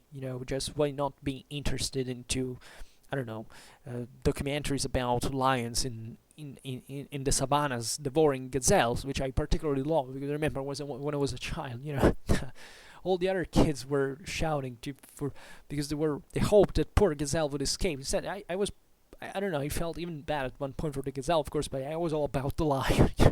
And I got always fascinated by animal documentaries, but this is a very stupid digression. But history is a very different thing, right? And I must say, I must tell you, because I would really like to make you understand this, that every time I hear, but not because I feel I'm better or because I'm a historian, I don't give a damn about that, because I always consider myself as a common thinker when I hear to someone else speaking history. This is the real trick. This is not, common thinker in the sense that you have a rationality, an individual criticism, an understanding of your own. every time I hear someone speaking, t- having the arrogance, like I have personally here in Schwerpunkt, to pretend to talk about history with someone else, to someone else, or maybe hopefully even for some educational purposes, I do feel ashamed of, for when I do it, and I always do feel, um, let's say, I I don't trust that person. I always think that there is something you can profitably criticize from that setting. There's also a matter of, for example, of politeness. I must say that politeness sometimes does kill the conversation. I'm a great admirer of politeness. I wish every criticism was always polite, etc. But there is even some criticism that, albeit rude and impolite, maybe get hits right to the place of, like, yeah, okay, I might be a jerk by pointing something about this out, but at least you get what the problem is, which is a real problem, right? That happens as well. Um, and therefore, even in public opinion today, there is this great risk that we have, which, it's a double-edged sword, you could argue. One thing is, being polite and having a civilized conversation, and of course, which happens most of the times. I personally like these ideas, but it also depends on the level you're speaking to, because you can feel frustrated when you realize you're dramatically more ignorant than someone else. I did experience it at university, when it was, there are speakers and other people who comment on your work, but it can happen that you even pose a question you don't know anything about.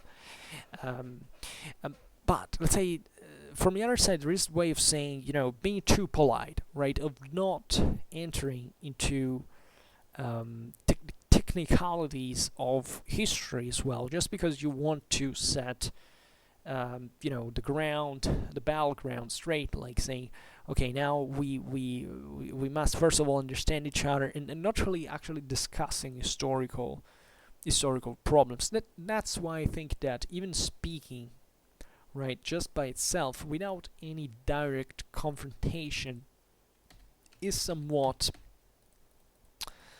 I'm not saying useful in itself, meaning that it couldn't be an absolute form, but it's an option still, right? And I was hearing that podcasts are having a terrific spread. And I don't know why, because as you know, I speak a lot, as you see even now, and yet I wish I knew what is that people are so interested in that I wouldn't personally, that they could spend hours and hours of their day to learn. I even know people who say, I don't read because I think me, okay, even the history, but the reading is boring. How can be reading? I mean, let's be honest about this. I'm one of those people that believes that doesn't matter how you learn, as much as you learn. Okay, yes, but even listening so much can help, and that's why I speak so long. But what I always tell you is that you can't just learn. I mean, you wish you could learn things just by listening to someone, right? You should do the work by yourself. Always remember that direct experience is more powerful than any other referred notion, and that's why I even decided, of course, to study this, because objectively it's a matter of looking at things, I mean, on your own. That's the cool thing about history that we all overlook, right? That's a big real problem. It can't be just about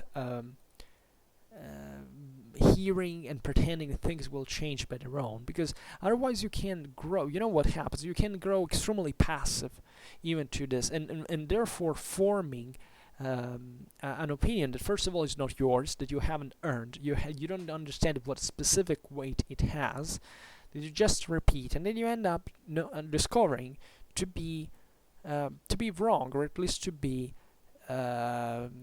in fact not reliable.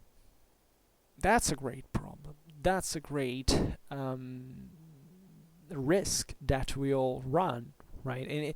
And believe me, I mean, I'm not saying that by reading books that doesn't happen, but at least books, if they are proper history books, they should be written in a way that help you understanding where information came from, which is also done trickily, because I think very clever historians, which probably am not, tend to conceal a little bit. You know, they quote works, but they actually express general thinking, or maybe without telling you precisely what the issue is really about. I like personally to speak via sources. Actually, I make a lot of direct, explicit quotes to everything from sources actually to books, and when I find that a concept is particularly meaningful or where you can benefit from it, I don't see. I like to be transparent, right? And that's why I also try to do on Schwerpunkt as well.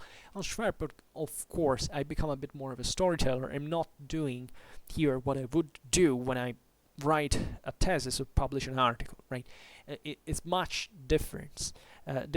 It's essentially a storytelling in a way, right? And I also, of course, and you hear it when I make videos, I tend to argument, to make certain, to reflect, to comment, to have certain ideas of mine. It's not just sheer information. Most of all, I read something, then I comment on it. And that's maybe a part you're not interested in, or maybe you are. You know, this is that's also another problem. What is it that you're interested in? Sometimes are you interested in facts, right, or in fact in their critique, right? Because the reason just Google any historical topic and seeing the various entries that you're given by the engine, like how many times next thing is facts, like discovery of the America, facts, like French Revolution, facts, you know, all this, because people seem to be obsessed by facts.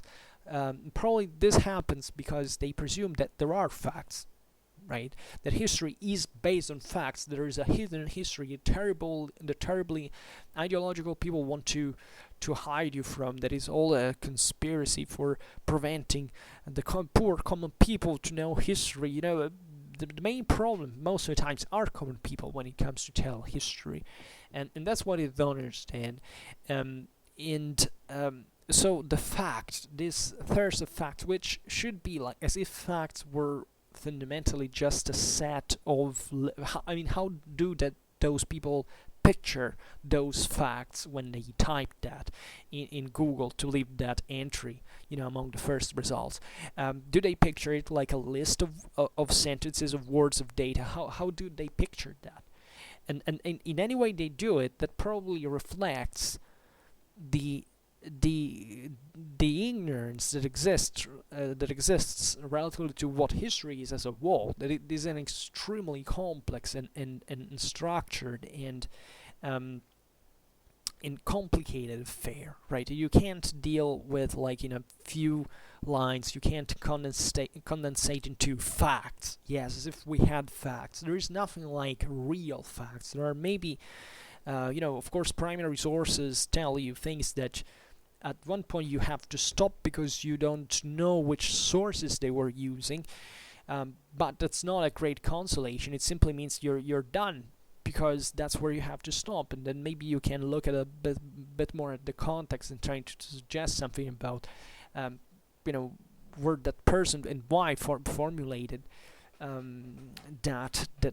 those sources, but you know, maybe someone else told them, and maybe they weren't right, you know. And therefore, what is a historical fact? In fact, it's terribly easy to quote a series of information, right? If there is a terrific easy thing to do in history is to build a new one, to build something that doesn't fit,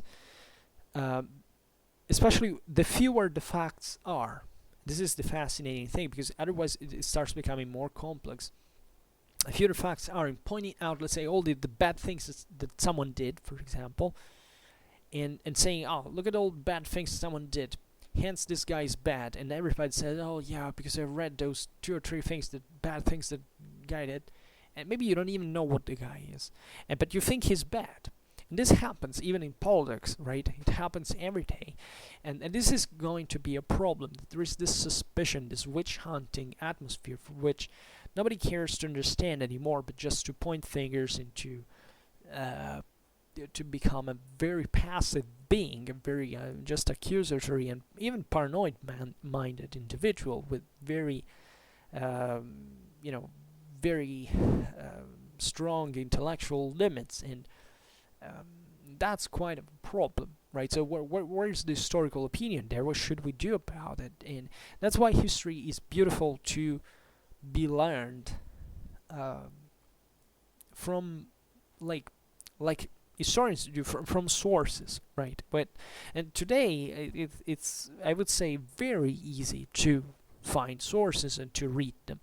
Think about sites like archive.org, for example. You can find plenty of stuff there. I mean, you don't find everything. Actually, you find a very few complexively. But if you're just out there for learning more about stuff you maybe didn't even hear of, that's kind of enough. Many medieval sources are published like that. Ancient sources are basically all over the place, and when it comes to you can't find from every side. Then of course, the closer things are, even that in time, that they're more difficult to find. But up to the 19th century, it's not very difficult to find stuff that is being published now. So I think everybody can start to learn things, and by their own, and become historians in their own regard. As you know, if you have followed Schwerpunkt regularly, you know that I think that every person is a historian, right? Philosophically speaking, we're all doing the same thing. We're trying to sort out what's going on out here, and it's a big deal, right? It doesn't stop to history. It happens to, technically, history is the history of everything, right? There is also this pretty narrow compartmentalization of what history is. I don't know why. If you think about it, history is boundless. What is that can escape is historical investigation. Even if you stop at human societies, you can literally study every single thing that a human society did. And even in terms of scientific research and philosophy, literature, where does history stop?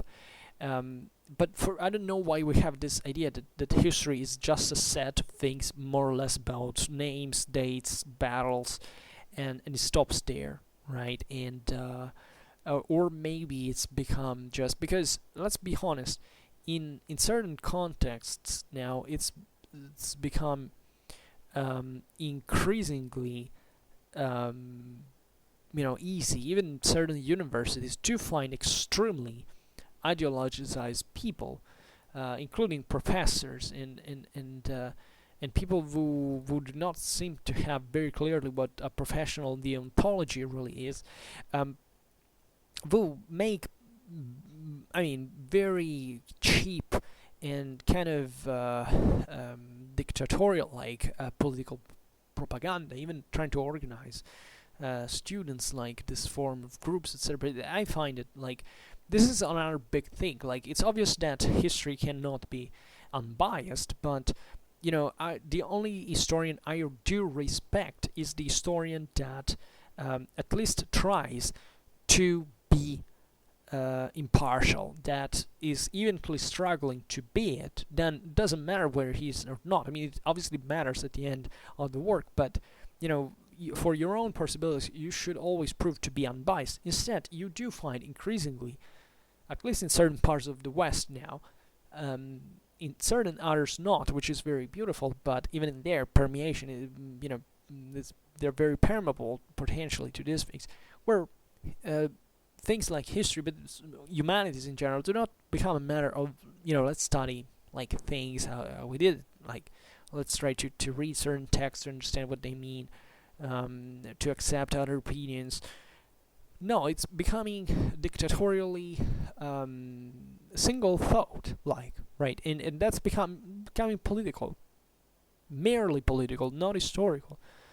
That's why I refuse, for example, the concept, I mean, etymologically speaking, the concept of political correctness in history, because, you know, if history is politically correct, it means that politics enters into it.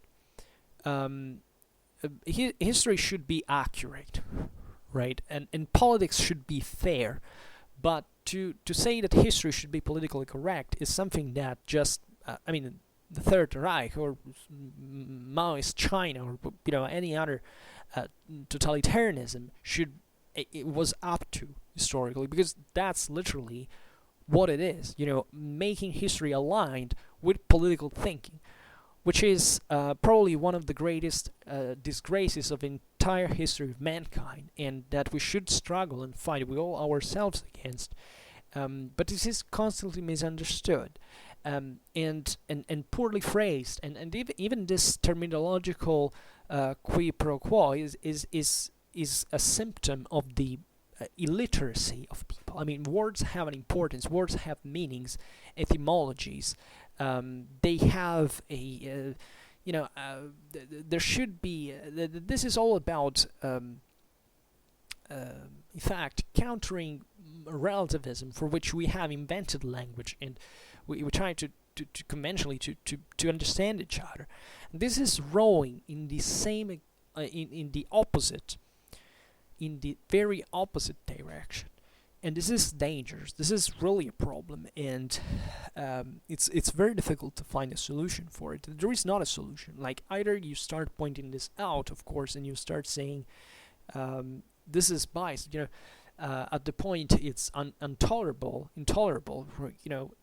Either we are done. And the general take on this today is simply saying, okay, well, I know that these people are doing something bad, and maybe, I don't know, I should say something, but I don't, because I fear to be targeted, which is becoming increasingly easy with the internet, with social media. But it's you shouldn't be scared, because at that point, what are you doing? You're leaving a pistol in the hand of your enemy. This is a weapon, right? This is a weapon. You can use it even in worse ways, and you can't leave it to other people. And that's why I also talk so much, because I am kind of ideologically say out of politics, as you understand, because that's what the coherent attitude in history should be. Like, you should tell history without a political agenda, unless it is political in a broader sense, meaning, yeah, of course, that it has some effect on politics, but it's not ideological in the sense you stick to political dogma and you try to make political propaganda by telling history. Well, that's what we mean here. But and that's where the direction we should aim at contents that do not try to satisfy people opinions. They should, if anything, challenge them, and not challenging them by aggressing them, offending them. We can, of course, we must be firm and harsh sometimes, but we can't be. We shouldn't be malevolent about it. We should be fair, in fact.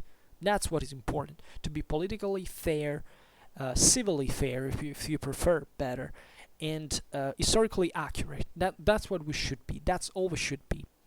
The rest is just ideologism, and we can't tolerate it, because that's what happens when such things happen. And when we let certain things running. And it's a great responsibility. We should never think that this is over, like we arrived in a stage. There is this general thing, I presume, that we feel as if we arrived to a stage of history in which we can't simply stay here sitting lazily watching YouTube videos saying, okay, well, it's over, we have everything, we have money, we have a house, it's fine, it's cool. Nobody relaxed historically, but we don't even know actually what happens when everybody relaxes. It's freaking dangerous, and I do suspect that that's where you get detached with reality, and potentially the greatest disasters can occur. So and sadly enough, but importantly enough as well, is that speaking up is sometimes it's not enough, but that's why we should do it more. We should be more vocal about things we think they're right, even objectively when we don't realize maybe that we are wrong, right? And that's also the problem. That's why there is no easy solution to this, because everybody can do it at this point. But still recognizing is starting to build in here certain hierarchies that work, that can order knowledge, understanding, from which everybody can benefit. And that's the real challenge. I'm not sure we will make it, because everything is becoming increasingly complicated. It's not there is no easy answer to this. Like, what are you going to do exactly? I mean, how much are you willing to lose to do what I do? I've lost now. I mean, considering I've made more than 500 videos, let's assume it's just 1 hour per each, which is more than 1 hour. I've already consumed like a long time even in preparing them and everything in my life for speaking up. So that's the price I paid, and I will keep paying also, because this thing keeps, if it keeps growing, I will always be more involved into it. And I'm also risking, because I don't know, YouTube is a weird platform. At the end of the day, they can cancel your channel from a moment to another. Maybe it's the wrong investment. I mean, even if they shut down my channel, I don't think they should have many reasons from it, but hey, can happen. I probably wouldn't be destroyed. I mean, of course, I would be sad about it, would be kind of destroyed. I would try to fight. I would try to recover my audience in part, but through other means. But I also think maybe that would come at the point to say, okay, you wanted it, now accept it, grow, and go your own way, right? And life is weird. Life brings you onto paths that are unknown. Nobody knows what things evolve like. It's difficult to look at these stories and to. But I think we can do a lot, like for ourselves to better ourselves. I mean, it's essentially I don't think there is a real need to be so angry, to be so competitive, to be so aggressive. I mean, we partly need them to in small doses, but still for them to be healthy enough. But in general, I think we can build a positive dialogue. Like, I see, of course, that there is a lot of pride, like especially when the social media give you sometimes this sense that if you have 1 million followers, you think you'd be a god in this earth. Like, that is not fair. These things give us the illusions. In fact, so many things are true, even in terms of historical opinions. They are not. Maybe just because there is a more echoing or important maybe individual that has so much that can reach so many people. And we should understand. We should be cautious of why these things happen. It's like. I don't want to make musical examples at this point, but look at how many people liked Mozart on Facebook page, and look at how many pop musicians of the last decades have like thousands in proportion of more of appreciation. So if we were to evaluate the world just through that, I think we are grossly mistaken. Another thing, though, and I said this because I see that the more you are successful, the less you're compromising. And I must say that um, a certain degree of free hand gives you that. Power is morally challenging. Like 1 year ago, for example, I had a much more open, acceptive, I don't know even how to say that, embracing ideas of how to get certain, to deal with certain problems, with certain things on the channel. Now I'm much tighter. Like I'm much less tolerant. I stricter. Sorry.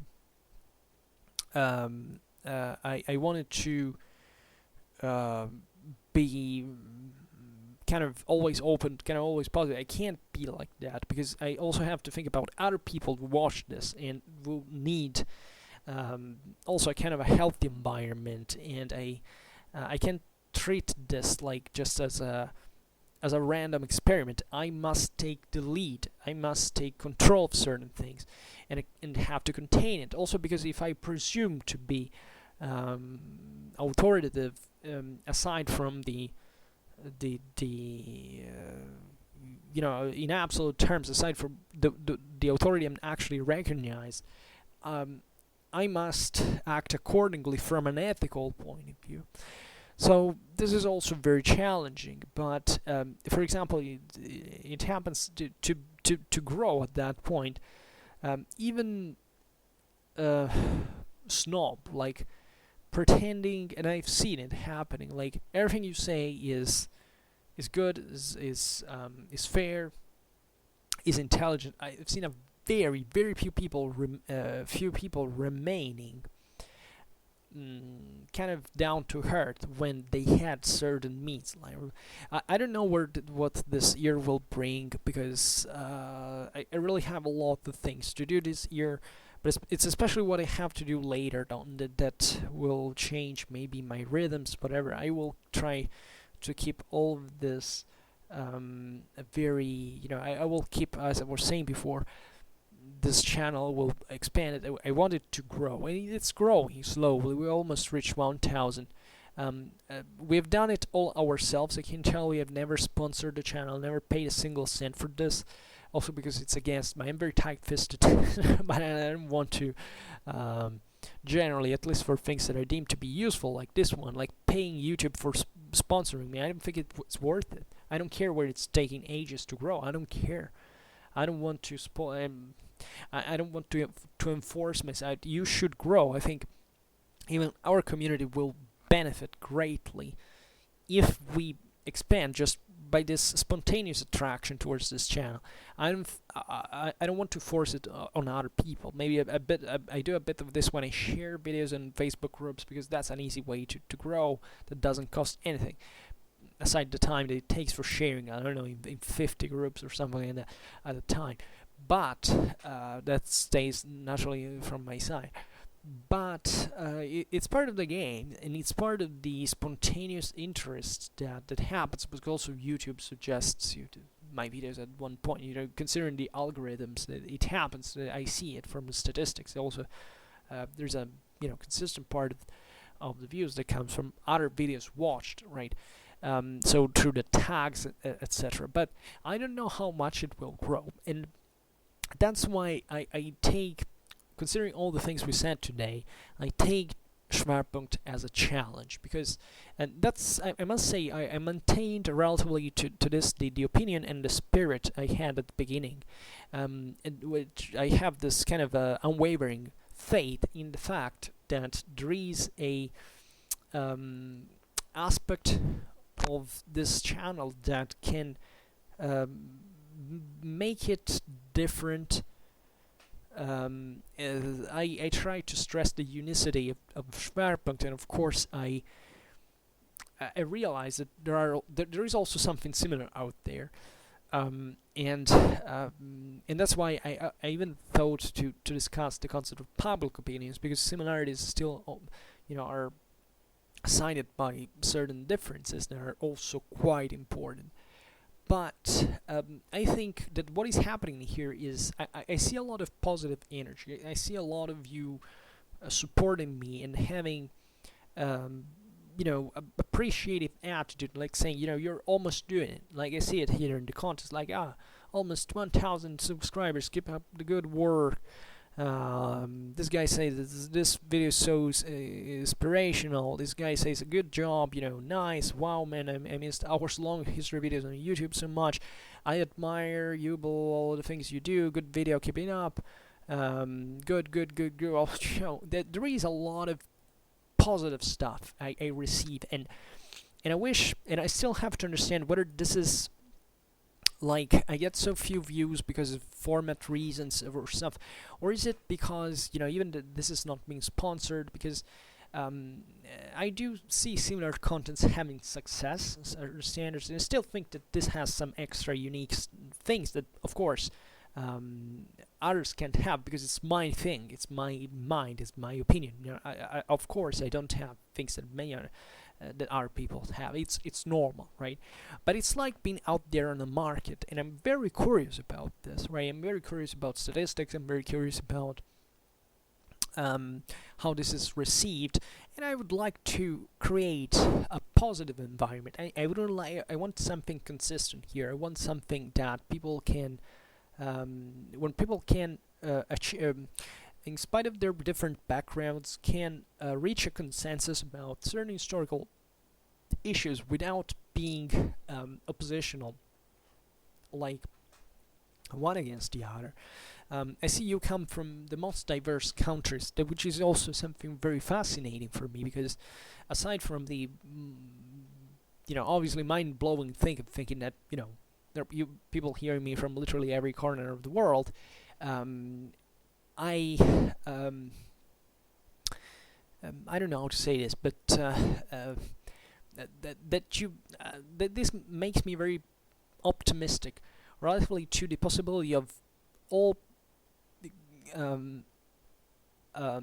having a civil agreement and consensus about history and benefiting from it, even in terms of historical, like not coming to like everybody with their own opinion clash and battling and determine who won, right? Because this is how YouTube and social networks sound like, but kind of coming together around one table and discussing civilly, cordially, and saying, okay, we learned something today. Good job. We can feel like we are doing something positive, and what we have done will matter to us in our lives. We will be able to help other people. This is how I see it like, and I find it very, very important.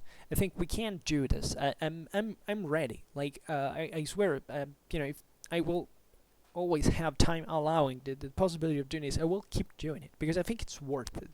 I think it can bring on the table something new that other people have not seen so often, right?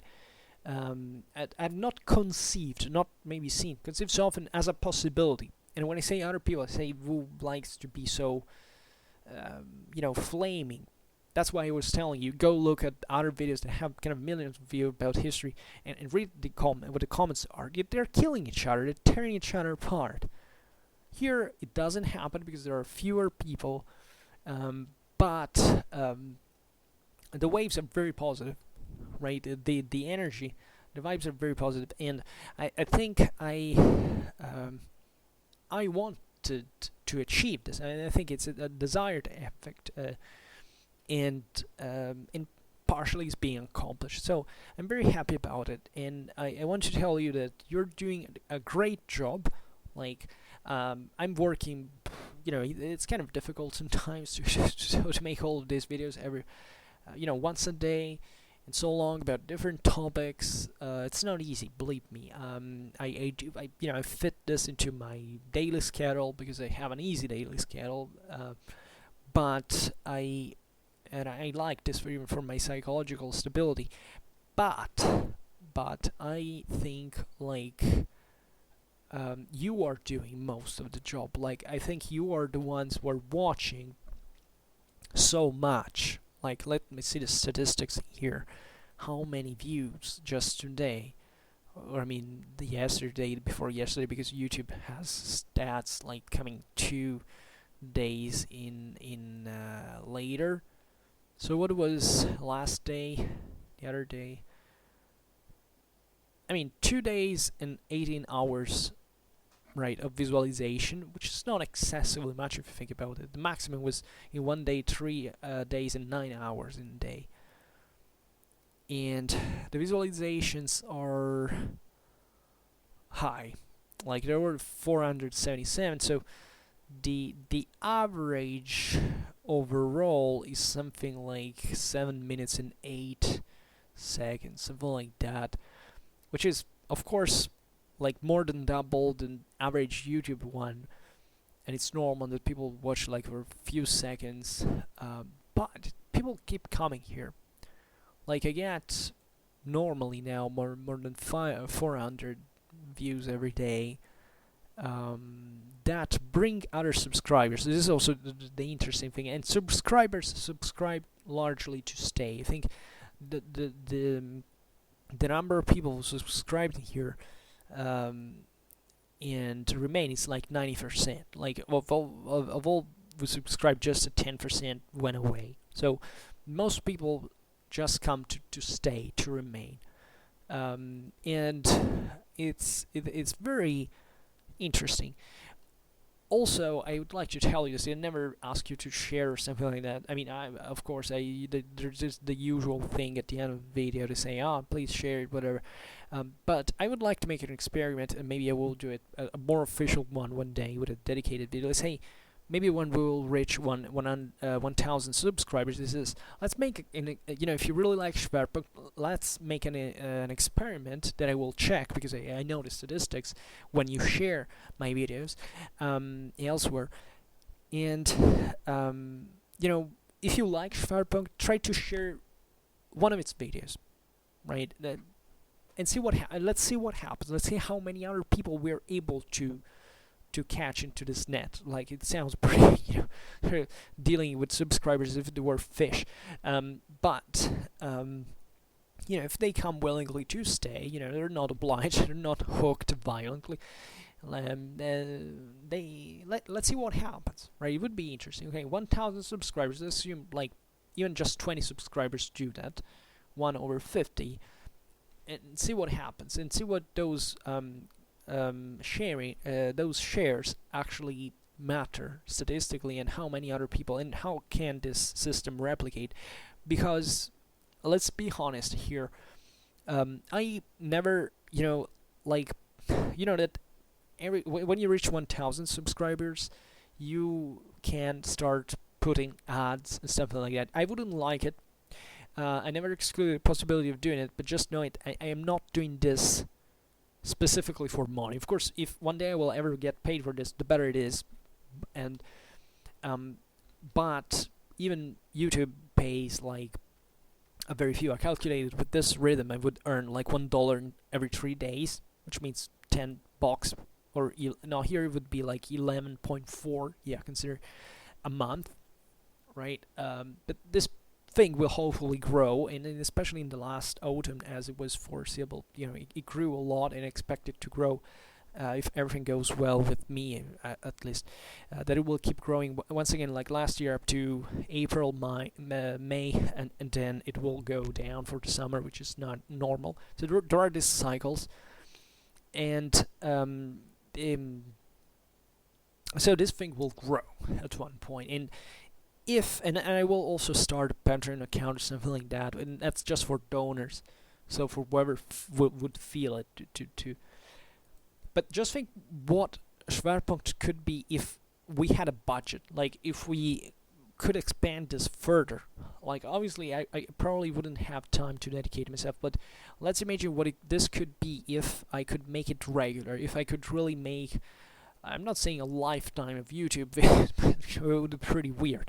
But it's, why not? It's possible to expand this to maybe, I mean, not for YouTube, but for bringing my voice maybe somewhere else. Maybe there is some other private, maybe some entertaining machine or something like that would be able to pay me maybe to do more of this, maybe with better, I don't know, with better means or with more reach, right? And therefore expanded this. I believe in it because this is, aside from the pleasure that I have, the most immediate satisfaction that I have in doing this, by seeing that people watch and they're responsive to it and they like it and they learn evidently something.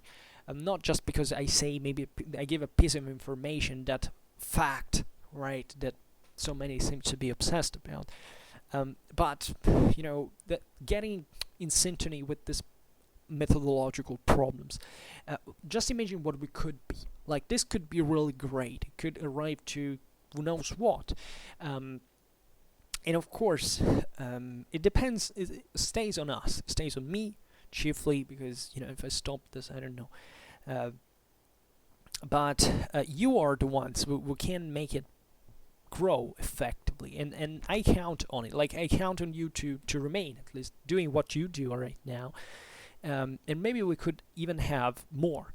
I must confess you, since this is the first day of the year, I can start wasting my time saying useless things, is that I dream, honestly, of making one day to be like to make a movie, right? I'm not kidding. That this is something I had with my father. My father and I always wanted to, like, let's make a movie, let's do something. We're not those people who were obsessed, who want to make movies at all costs, but it was just an idea. And growing old, like, with these things of history, why not? Thinking about, I would have, if it was a topic of my master thesis, it would be an amazing military history topic about Middle Ages, 13th century Austria, right? It wouldn't be like a big thing. Full, big battle was knights, chivalric culture is best. Think if we ever found someone with a budget, that would allow us to tell that story and to make it really, really, really cool, right? That would be amazing. And I will have to open another parenthesis at one point. I will make a video at this point because this video is excessively long. But about how bad cinema is getting today. Like, I don't know, historically, like in the 20th century, people made kind of great movies with, like, extremely cheap amount of, because it was the artistical value that mattered, not the visual effect, not the pretense of cinema. Just think of what it could be if we could really put some of it. Like, I can't say I have maybe such a great artistical taste or talent by myself, but I did like to write, I did like to draw, I did like to have this visual fantasy about what even a medieval battle could be. If you've ever listened to my my battle playlist, where I'm particularly proud of that playlist, which is kind of smaller because it's difficult to tell those stories, right? It's difficult to talk about a battle. We usually do it on sources. It's complicated, but you realize the degree. Like, we spoke for 3 hours and a half about the Battle of Strasbourg, 356, or the Battle of Manzikert, 1171. Like, can you imagine that? Like, if that was a movie, right? Maybe even shorter, with more condensed facts, and with cool actors, and with cool script, and with historical accuracy, not just this cheap Netflix stuff that make a battle like the last 5 minutes and people all say, oh, it's so cool, it's so accurate, and then it's just nothing. Or maybe it's even cool. I liked the one what was Halidon Hill, but it was mixed because they mixed the story with another battle in Outlaw King, about Robert Bruce.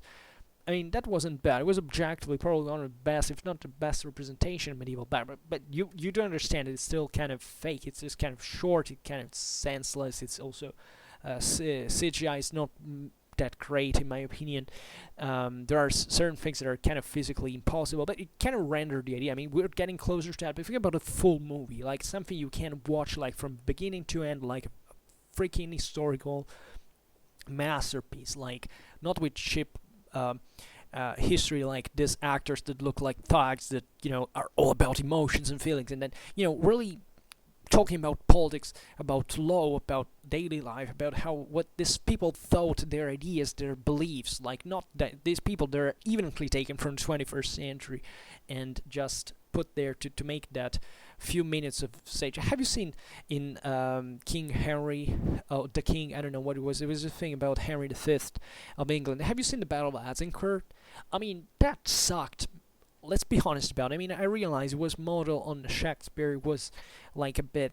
It's an interpretation, but let's not pretend this is actually stuff that people who have a true medieval historical interest should be happy from. Because I personally wasn't, and I wasn't about almost anything that's ever been produced cinematically.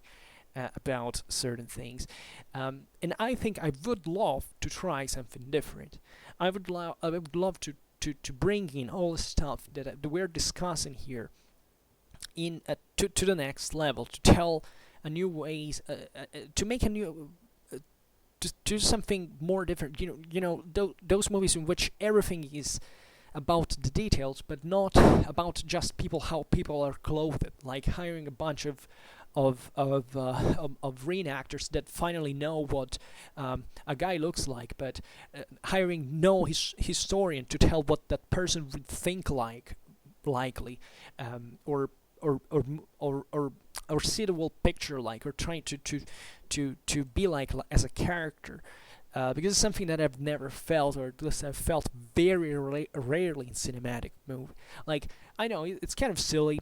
I just wanted to throw it there, but I think it's fascinating. I think we could do a really big thing, and we would do it together, because maybe we would be able to tell histories that we never told. I think how many of you like Schwerpunkt because we finally talk about certain cultures or peoples or regions or times in history that are different from the usual stuff you see in movies. Like, it's always about, we could do so much. You love, for example, a lot the Byzantine Empire. I'm not a Byzantinist, I'm not particularly expert, but hell, we could do it. Or maybe, even 13th century Austria, if you like it, or 14th century Italy, also study a lot. Or even the Longobards migration throughout Central Europe. That would be freaking amazing. Because we know we have the historical know-how, we can do that. We can do that. We can. Not the usual 20 people dressed up by reenactors, and that's all the budget they have. But thinking big, like 200 of those people, that would be the happiness of reenactors. And be very mindful about this, that what a lot of things that we do not know about medieval battles, so of course we will never know in any case, is how these guys actually fought. And reenactment very often is about either how they were equipped, etc., but there's on average, a much lower understanding of how collective formations worked. I mean, sometimes you find even videos that become viral here, how supposedly formations changed front and all this, from people that have not even read even Xenophon in their life. They don't understand what military history is. I think that the thing is just being equipped like a guy moving around. Like, that's not the point. Here we could finally, if we found the people, the means, here we could even mount up and try to study in terms of experimental archaeology, we would say, what even formations worked like on the field, how difficult it is to make a certain, a Macedonian phalanx move that we don't know literally anything about for real, because everybody who knows the topic knows that it's universally unknown how those things work by any academic standard, in spite of what people babble about on the internet. We could know a freaking lot of stuff about this, and it would be a worldwide thing. We could be famous. We could start all from you. And I'm totally hyped about this. I know it's silly, but it could be great, and I think I have an enormous, for other matters, by the way. I was talking with one of my, privately, with one of my, actually with the guy who sent me the money, I made that video with a gift from, I don't remember the title, but it's about the Roman denarius and also those other Byzantine coins. It was a freaking amazing gift, and all this happened to Schwerpunkt. I have to thank once again a lot that person for this amazing thing he's done for me, completely spontaneously. We were talking with him because I wanted to thank him personally. He's a very good person. And we were talking actually about the same battle I was talking about before about my master thesis, and I would even, but I can't say much about this because I'm kind of jealous of know-how. We could even go dig in two places where I'm sure actually that we could find even things like entire 13th century knights in a riverbed intact. Like I think I can.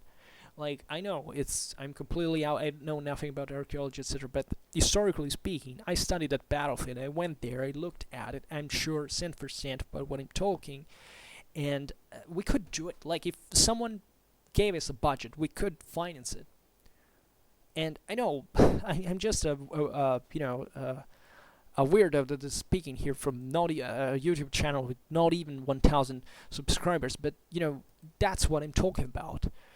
If you really care about history, we can make it at that level, and don't think it's impossible. Don't think it is just anecdotal. That one day we could finally turn this historical enthusiasts communities into something more useful for our own world, for discovering our past, for making it a great venture, let's say, to sort out together in some way, which we're trying to do.